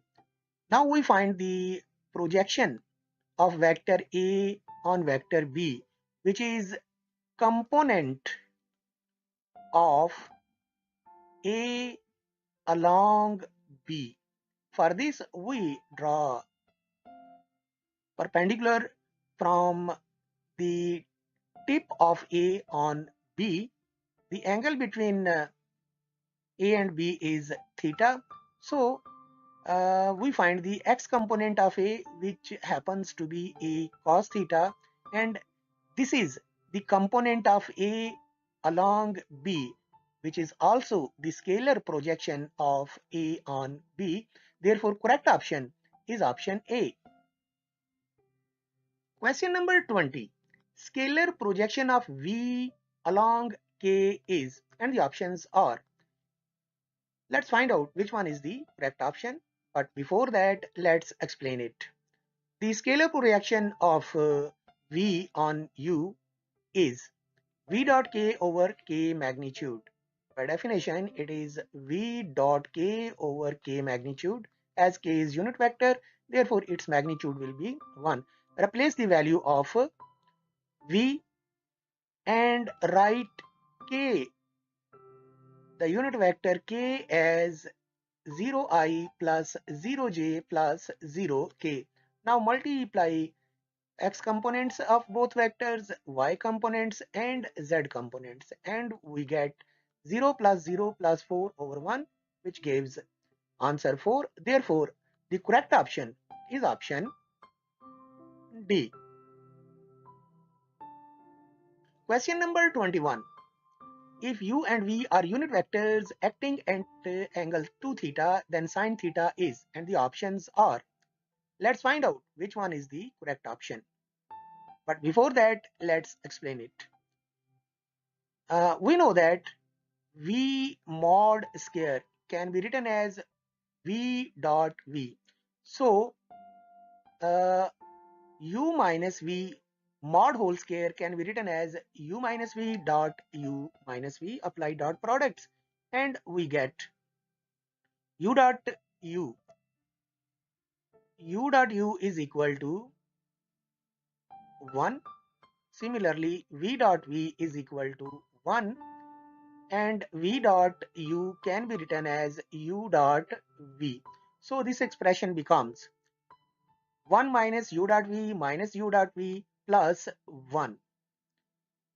Since dot product is commutative, therefore V dot U can be written as U dot V. Now 1 plus 1, 2, minus 1, it will also minus 2. Therefore, it becomes 2 minus 2 u dot v. Now the angle between u and v, the angle between u and v is equal to 2 theta, which is given in question. Therefore, u dot v will be equal to magnitude of u, magnitude of v into cos of angle between them, cos 2 theta. Therefore, we can write it as 2 into 1 minus cos 2 theta. Now, 1 minus cos 2 theta is equal to 2 sine square theta. We know that from trigonometry that 1 minus cos 2 theta is equal to 2 sine square theta. Now it becomes 4 sine square theta. Taking square root, we get magnitude of u minus v is equal to 2 sine theta, and it gives sine theta is equal to 1 by 2 into u minus v. Therefore, the correct option is option C. Question number 22. For any vectors a and b, a cross b mod whole square plus a dot b mod whole square is equal to, and the options are. Let's find out which one is the correct option. But before that, let's explain it. The given expression can be written as, here we have applied the definitions of a cross b and a dot b. Here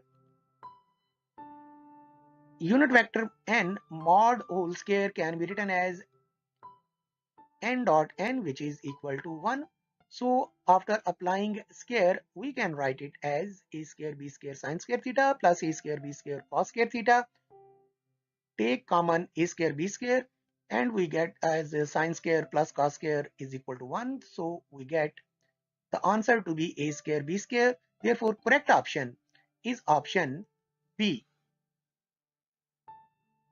Question number 23. For any two vectors u and v, u plus v cross u minus v is equal to, and the options are. Let's find out which one is the correct option. But before that, let's explain it.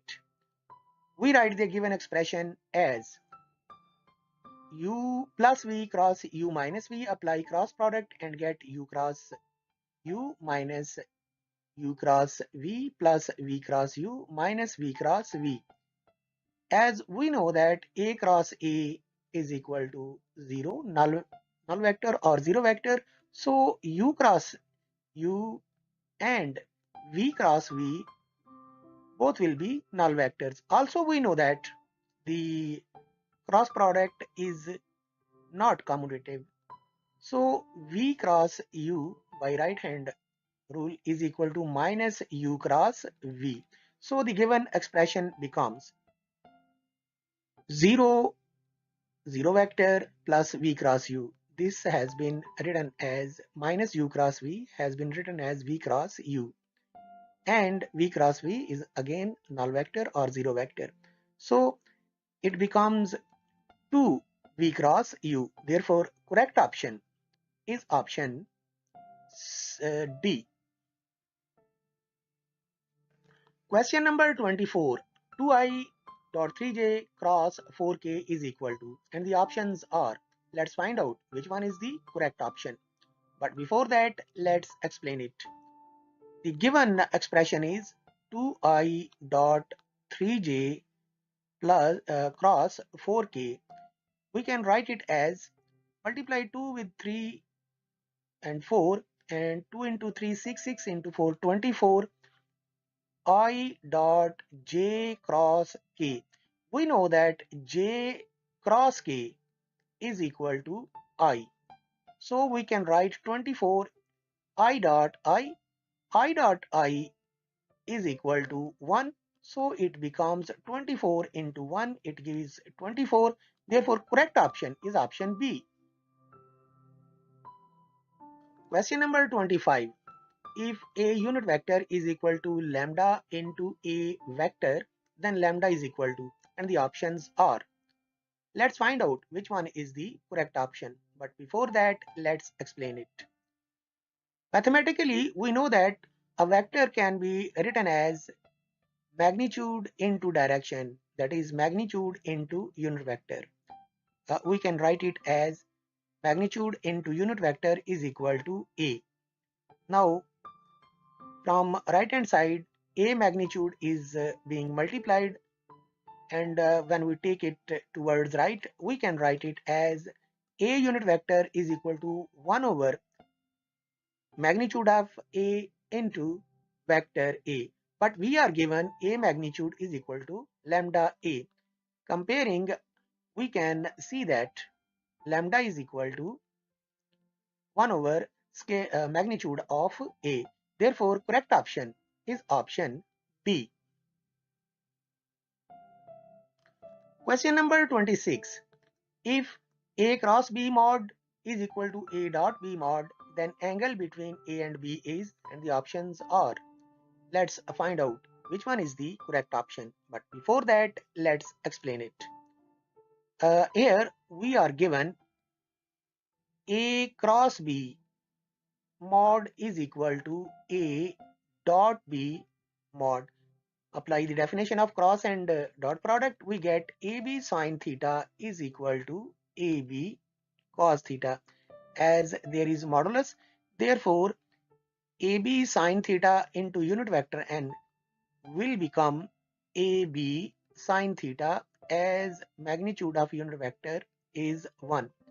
Now cancel out AB on both sides and we get sine theta is equal to cos theta. We can write it as sine theta over cos theta is equal to 1, which gives tangent theta is equal to 1, and the angle between the vectors will be 45 degree. Therefore, correct option is option C. Question number 27. Can different vectors have same magnitude? And the options are. Let's find out which one is the correct option. But before that, let's explain it. Take a vector A is equal to I minus j minus k. Its magnitude will be equal to square root of 3. Again, take another vector minus I plus j plus k. Its magnitude again will be equal to square root of 3. Note that here vectors are not same, but their magnitudes are same. So we can have vectors, different vectors that have same magnitude. Therefore, correct option is option A. Question number 28. Two vectors having same starting point are called dash vectors, and the options are. Let's find out which one is the correct option. But before that, let's explain it. Take two vectors or any vectors.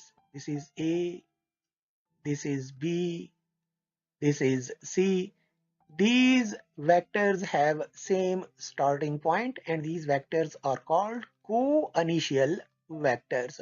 Therefore, correct option is option D. Question number 29. If A cross B mod is equal to 3 and A dot B mod is equal to 5, then A mod square B mod square is equal to, and the options are. Let's find out which one is the correct option. But before that, let's explain it. We know that A cross B mod whole square plus A dot B mod whole square is equal to A mod square into B mod square. Replace the values of A cross B mod and A dot B mod, and we get the required result to be 34. Therefore, correct option is option C. Question number 30. Angle made by vector V is equal to square root of 3i plus j with y-axis is, and the options are. Let's find out which one is the correct option. But before that, let's explain it. The given vector is this, x component is square root of 3, y component is 1. Now we find the angle made by this vector with x-axis. The formula for this purpose is tangent theta is equal to y over x. Replace values and get the angle to be 30 degree. But we are to find the angle of vector with y-axis. The angle with x-axis is 30 degree. The angle with the y-axis will be 60 degree because it can be found by subtracting 30 degrees from 90 degrees and it will be 60 degrees. Therefore, correct option is option B.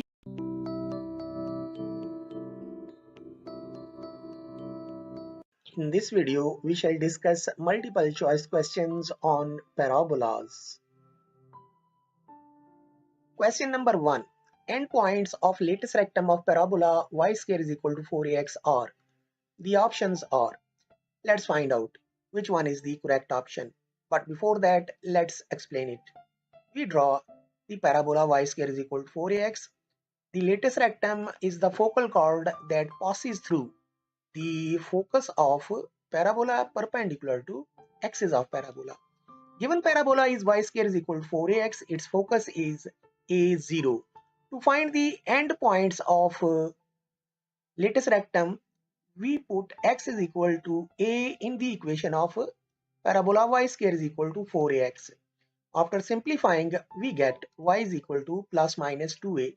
Therefore, endpoints of lattice rectum are a 2a and a minus 2a. Therefore, correct option is option C. Question number 2. A point on parabola which is closest to the focus of parabola is. The options are. Let's find out which one is the correct option. But before that, let's explain it. We draw a parabola. The point that is closest to the focus of parabola is the vertex of parabola. So the correct option is option A. Question number 3. Length of lattice rectum of parabola x square is equal to 3y is. The options are. Let's find out which one is the correct option. But before that, let's explain it. As we know that for the parabola x square is equal to 4ay, length of lattice rectum is 4a. For this parabola, 4a is the length of lattice rectum. Now, the given parabola is x square is equal to 3y. After comparing, we see that length of lattice rectum 4a is equal to 3. Therefore, length of lattice rectum of given parabola is 3. Therefore, correct option is option A. Question number 4. Straight line joining two distinct points of a parabola is called. The options are. Let's find out which one is the correct option. But before that, let's explain it. We draw a parabola. A straight line joining two distinct points of a parabola is called a chord. So the correct option is option B. Question number 5. Length of lattice rectum of parabola x square minus 4x minus 3y plus 13 is equal to 0 is. And the options are. Let's find out which one is the correct option. But before that, let's explain it. Given parabola is x square minus 4x minus 3y plus 13 is equal to 0. In order to find its length of lattice rectum, we shall transform it into the general form x minus h whole square is equal to 4a into y minus k. For this, we transpose 3y and 13 towards right. Now we complete the square on left hand side. For this, we shall add 4 on both sides. After simplifying, we get x minus 2 whole square is equal to 3y minus 9. We take 3 common from the right hand side and we get x minus 2 whole square is equal to 3 into y minus 3. Now we compare it with x minus h whole square is equal to 4a into y minus k. 4a is the length of the lattice rectum. So after comparing, we see that length of lattice rectum is equal to 3. Therefore, correct option is option D. Question number 6. A point that is closest to the focus of parabola x square plus 2x plus 8y minus 15 is equal to 0 is. The options are, let's find out which one is the correct option. But before that, let's explain it. As we know that vertex is the point on parabola which is closest to its focus. So we shall find the vertex of a given parabola which is x square plus 2x plus 8y minus 15 is equal to 0. To find its vertex, we shall transform it into its general form x minus h whole square is equal to 4a into y minus k. For this, we transpose 8y and 15 towards right and complete square on left hand side. For this, we shall add 1 on both sides. So after simplifying, the complete square is x plus 1 whole square on left hand side and right hand side becomes minus 8y plus 16. Now we shall take minus 8 common from right hand side and write x plus 1 as x minus minus 1. After doing this, we get x minus minus 1 whole square is equal to minus 8 into y minus 2. Now this form is the general form x minus h whole square is equal to 4a into y minus k. After comparing, we see that h is equal to minus 1, k is equal to 2. Therefore, the vertex of the given parabola is minus 1, 2 as the vertex is hk. So, the correct option is option C. Question number 7. Equation of directrix of parabola x square is equal to 4ay where a is positive is. And the options are. Let's find out which one is the correct option. But before that, let's explain it. We draw the given parabola x square is equal to 4ay. This is the graph of parabola x square is equal to 4ay. It is pointing upwards because here a is positive. The focus of this parabola is 0, a.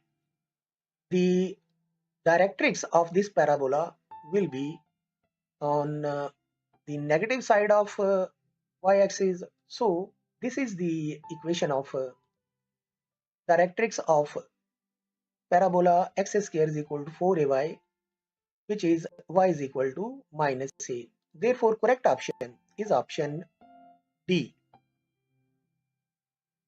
Question number 8. Parametric equations of parabola y square is equal to 4x are. The options are. Let's find out which one is the correct option. But before that, let's explain it. As we know that the parametric equations of the parabola y square is equal to 4ax or x is equal to at square and y is equal to 2at. These are the parametric equations of standard parabola y square is equal to 4ax. Given parabola is y square is equal to 4x. Note that given parabola is y square is equal to 4x. Now, after comparing, we see that here 4a is equal to 4. 4a is equal to 4, which gives a is equal to 1. Therefore, the parametric equations of given parabola are x is equal to t square, y is equal to 2t. Just replace a is equal to 1 in the general parametric equations of standard parabola y square is equal to 4ax. So the correct option is option C. Question number 9. Equation of lattice rectum of parabola x minus 1 whole square is equal to 8 into y plus 2 is. The options are. Let's find out which one is the correct option. But before that, let's explain it. Given parabola is x minus 1 whole square is equal to 8 into y plus 2. To find the equation of lattice rectum, we transform it into standard form. For this, we use x minus 1 is equal to capital X y plus 2 is equal to capital Y. Under these transformations, equation becomes capital X square is equal to 8y. This is the standard form. So after comparing it with the capital X square is equal to 4a capital Y, we get 4a is equal to 8, a is equal to 2. Now the equation of lattice rectum is capital Y is equal to a. Do remember that equation of directrix is capital Y is equal to minus a, but in this question we are to find the equation of lattice rectum, which is capital Y is equal to a. Now we replace the values of capital Y and a, and we get y plus 2 is equal to 2, which gives y is equal to 0, which is the equation of lattice rectum of given parabola. So the correct option is option A. Question number 10. For parabola y square is equal to minus 4ax, where a is positive, then parabola lies in, and the options are. Let's find out which one is the correct option. But before that, let's explain it. Given parabola is y square is equal to minus 4ax, where a is positive. Now, as a is positive and minus 4 is negative, therefore minus 4a will be negative. Minus 4a will be negative. Also, the axis of this parabola is x-axis. As minus 4a is negative, therefore this parabola y square is equal to minus 4ax will point towards left. So the parabola is in second and third quadrant. Therefore correct option is option B. Question number 11. If endpoints of lattice rectum are 3, 6, minus 5, 6, then focus of parabola is. The options are. Let's find out which one is the correct option, but before that, let's explain it. The endpoints of lattice rectum are 3, 6, minus 5, 6. As we know that focus is the midpoint of endpoints of lattice rectum, therefore the midpoint is x1 plus x2 over 2 and y1 plus y2 over 2. After replacing the values, we get minus 1, 6 as a focus. Therefore correct option is option A. Question number 12. The gradient of normal to the parabola y square is equal to 4ax at 80 square 280 is, and the options are. Let's find out which one is the correct option. But before that, let's explain it. Given parabola is y square is equal to 4ax, we find the gradient of normal at 80 square 280. For this, we shall first find the gradient of tangent line. For this, we differentiate the equation of parabola and get dy by dx is equal to 2a over y. As we know that the first derivative gives the gradient of tangent line. So the gradient of tangent line at 80 square 280 will be equal to 2a over 280.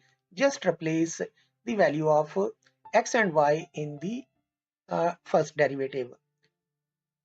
After simplifying, we get the gradient of tangent to be 1 over t. As we know that tangent and normal are perpendicular to each other, therefore the gradient of normal at 80 square 280 will be equal to minus t.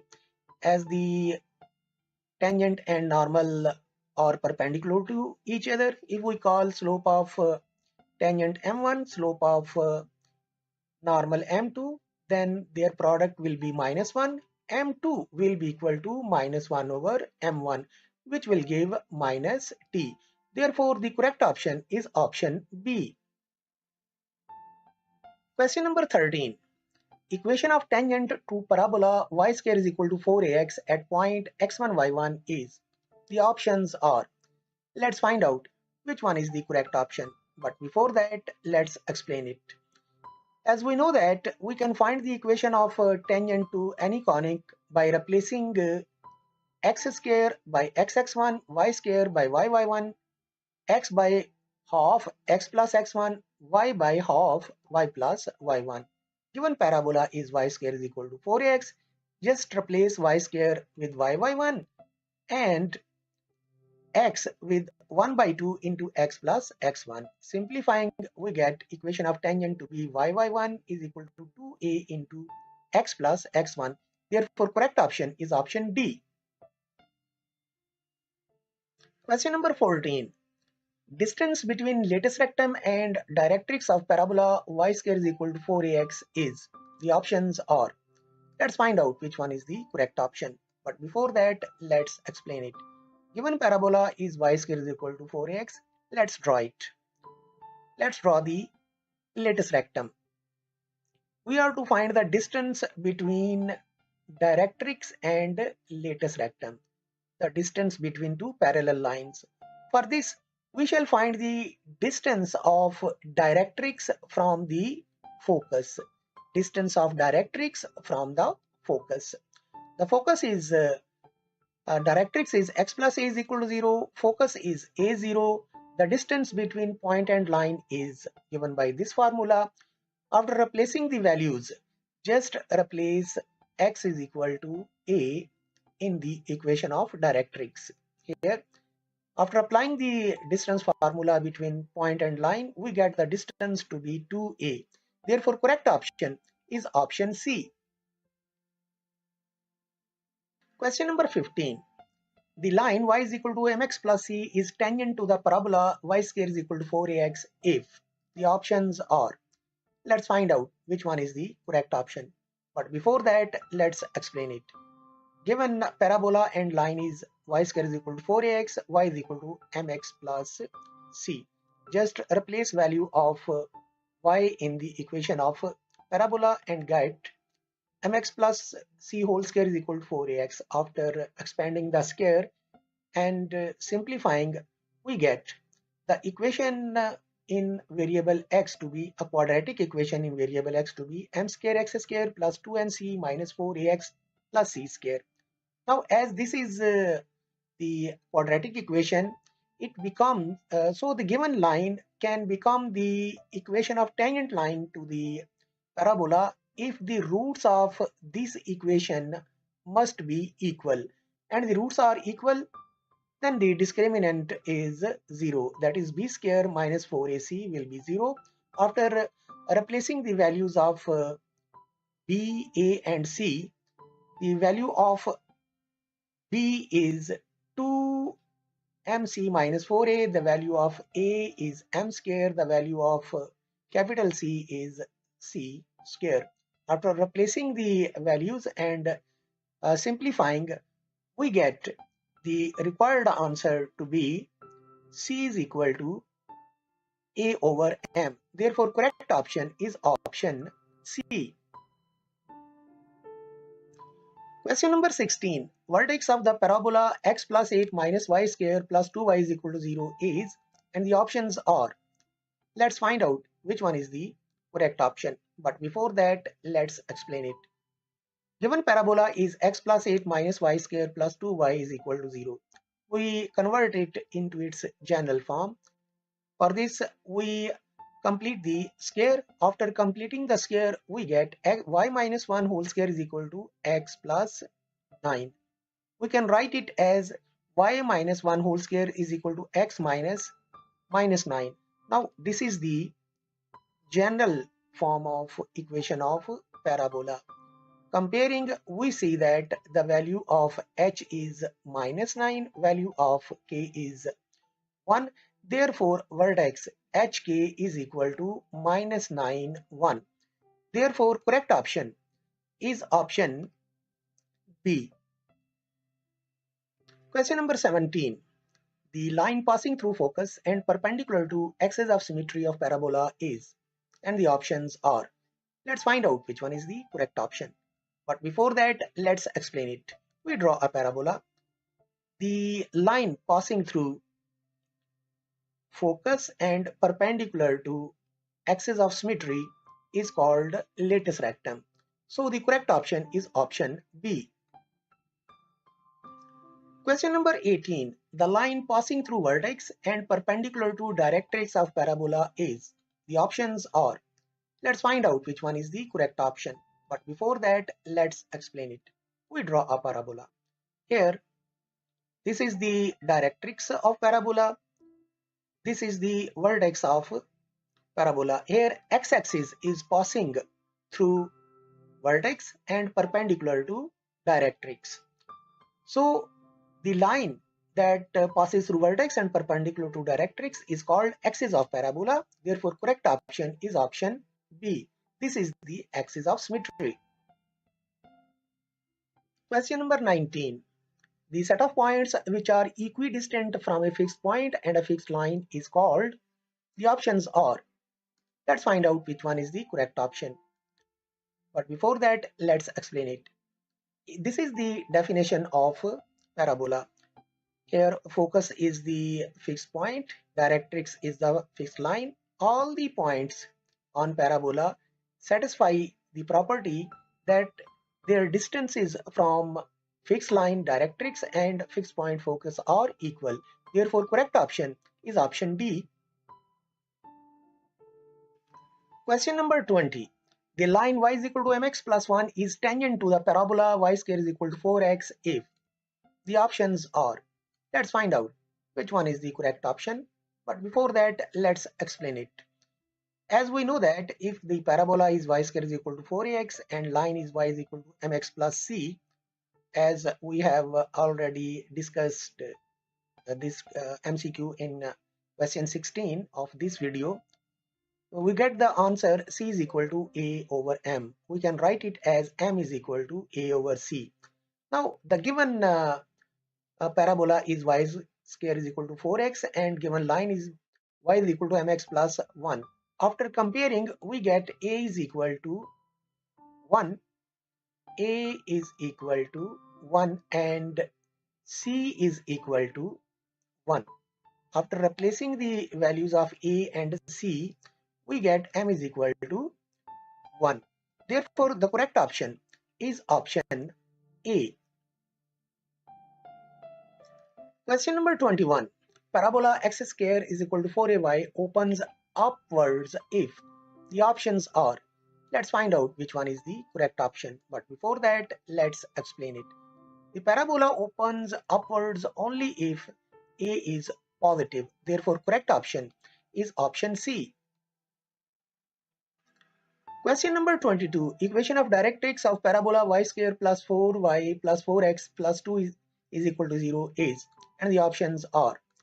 Let's find out which one is the correct option. But before that, let's explain it. Given parabola is y square plus 4y plus 4x plus 2, we convert it into its general form by completing square. After completing square, we get the equation to be y minus 2 whole square is equal to minus 4x plus 2. Take minus 4 common from the right hand side and it becomes y minus 2 whole square is equal to minus 4 into x minus 2. It can be written as capital Y square is equal to minus 4x. Here y minus 2 is equal to capital Y, x minus 1 by 2 is equal to capital X. And after comparing it with the y square is equal to 4a capital X, we get a is equal to 1. As the coefficient of capital X is negative, therefore this parabola opens towards left. Therefore, the directrix will be along positive x-axis and that will be capital X is equal to A. Therefore, directrix is capital X is equal to A. Replacing the values of capital X and A, we get X is equal to 3 by 2. Therefore, correct option is option D. Question number 23. The x coordinate of vertex of parabola y is equal to ax square plus bx plus c is.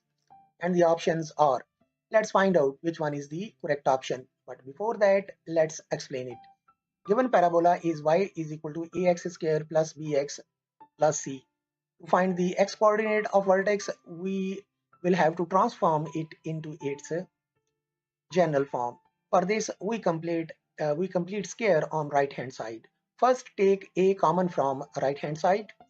The coefficient of x is b over a. Half it becomes b over 2a. Square it, b, it becomes b square over 4a square. Now we add and subtract b square over 4a square on right hand side. Now we complete the square, x square plus b over ax plus b square over 4a square, and separate the term c over a minus b square over 4a square. After doing this and simplifying, we get the general equation of parabola to be a into x minus h whole square is equal to 4a into y minus k. Comparing, we get the value of h to be minus b over 2a. Therefore, correct option is option A. Question number 24. Equation of directrix of parabola y square is equal to 4ax is, and the options are. Let's find out which one is the correct option. But before that, let's explain it. As we know that this is the standard equation of parabola and its directrix is x is equal to minus a. Therefore, correct option is option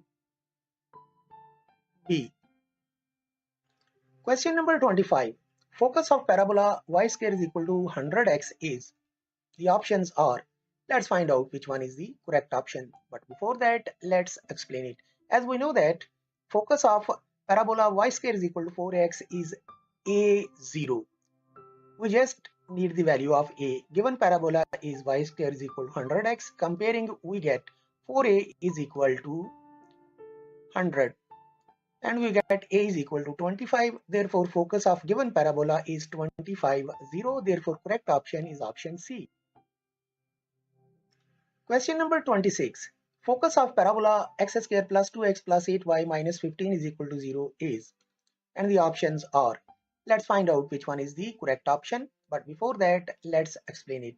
Given parabola is x square plus 2x plus 8y minus 15 is equal to 0. To find its focus, we shall convert it into its general form. For this, we complete square. And after completing the square, we get x plus 1 whole square is equal to minus 8y plus 16. Take minus 8 common from the right hand side and it becomes x plus 1 whole square is equal to minus 8 into y minus 2. Now we put x plus 1 is equal to capital X and y minus 2 is equal to capital Y. So the equation becomes capital X square is equal to minus 8y after applying these transformations. Now comparing it with the capital X square is equal to 4a capital Y, we get 4a is equal to minus 8. It gives a is equal to minus 2. As the axis of capital X square is equal to minus 8y is y-axis, therefore focus is on y-axis. The focus of capital X square is equal to minus 8y is 0a. That is capital X is equal to 0, capital Y is equal to a. Now after replacing the values of capital X and capital Y and a, we get the focus to be minus 1, 0. Therefore correct option is option C. Question number 27. Length of lattice rectum of parabola y square is equal to minus 9x is, and the options are. Let's find out which one is the correct option. But before that, let's explain it. As we know that length of lattice rectum of the parabola y square is equal to 4ax is 4a. Length is 4a. Given parabola is y square is equal to minus 9x, comparing we get 4a is equal to minus 9. But do remember, the length of lattice rectum is never negative. Therefore, the length of lattice rectum will be 9. Therefore, correct option is option B. Question number 28. Which of the following is a standard form of equation of vertical parabola? And the options are. Let's find out which one is the correct option. But before that, let's explain it. The equation of vertical parabola in standard form is y is equal to x minus h whole square plus k. Therefore, correct option is option C. Question number 29. ex square plus 2hxy plus by square plus 2gx plus 2fy plus c is equal to 0 represents a parabola if, and the options are, let's find out which one is the correct option. But before that, let's explain it. The given equation ax square plus 2hxy plus by square plus 2gx plus 2fy plus c is equal to 0 is the most general second degree equation in two variables. It represents a parabola if h square minus ab is equal to 0 and delta is not equal to 0, where delta is the determinant of coefficients. Therefore, correct option is option C. Question number 30. The eccentricity of parabola is, and the options are, let's find out which one is the correct option. But before that, let's explain it. As we know that eccentricity of a conic is the ratio between the distance of point on conic from its focus and distance of that point on conic from its directrix. For parabola, we take a point on parabola, its distance from focus and its distance from directrix remains the same. So E is equal to PF over PM, that is ratio of distances from focus and directrixes. For parabola, PF and PM are equal.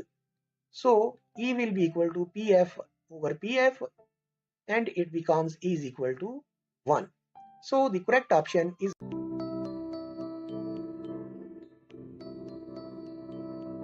In this video, we shall discuss multiple choice questions on analytic geometry, also called coordinate geometry.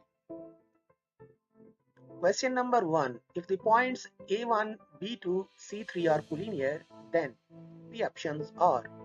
Let's find out which one is the correct option. But before that, let's explain it. As the points are collinear, therefore slope of AB will be equal to slope of BC.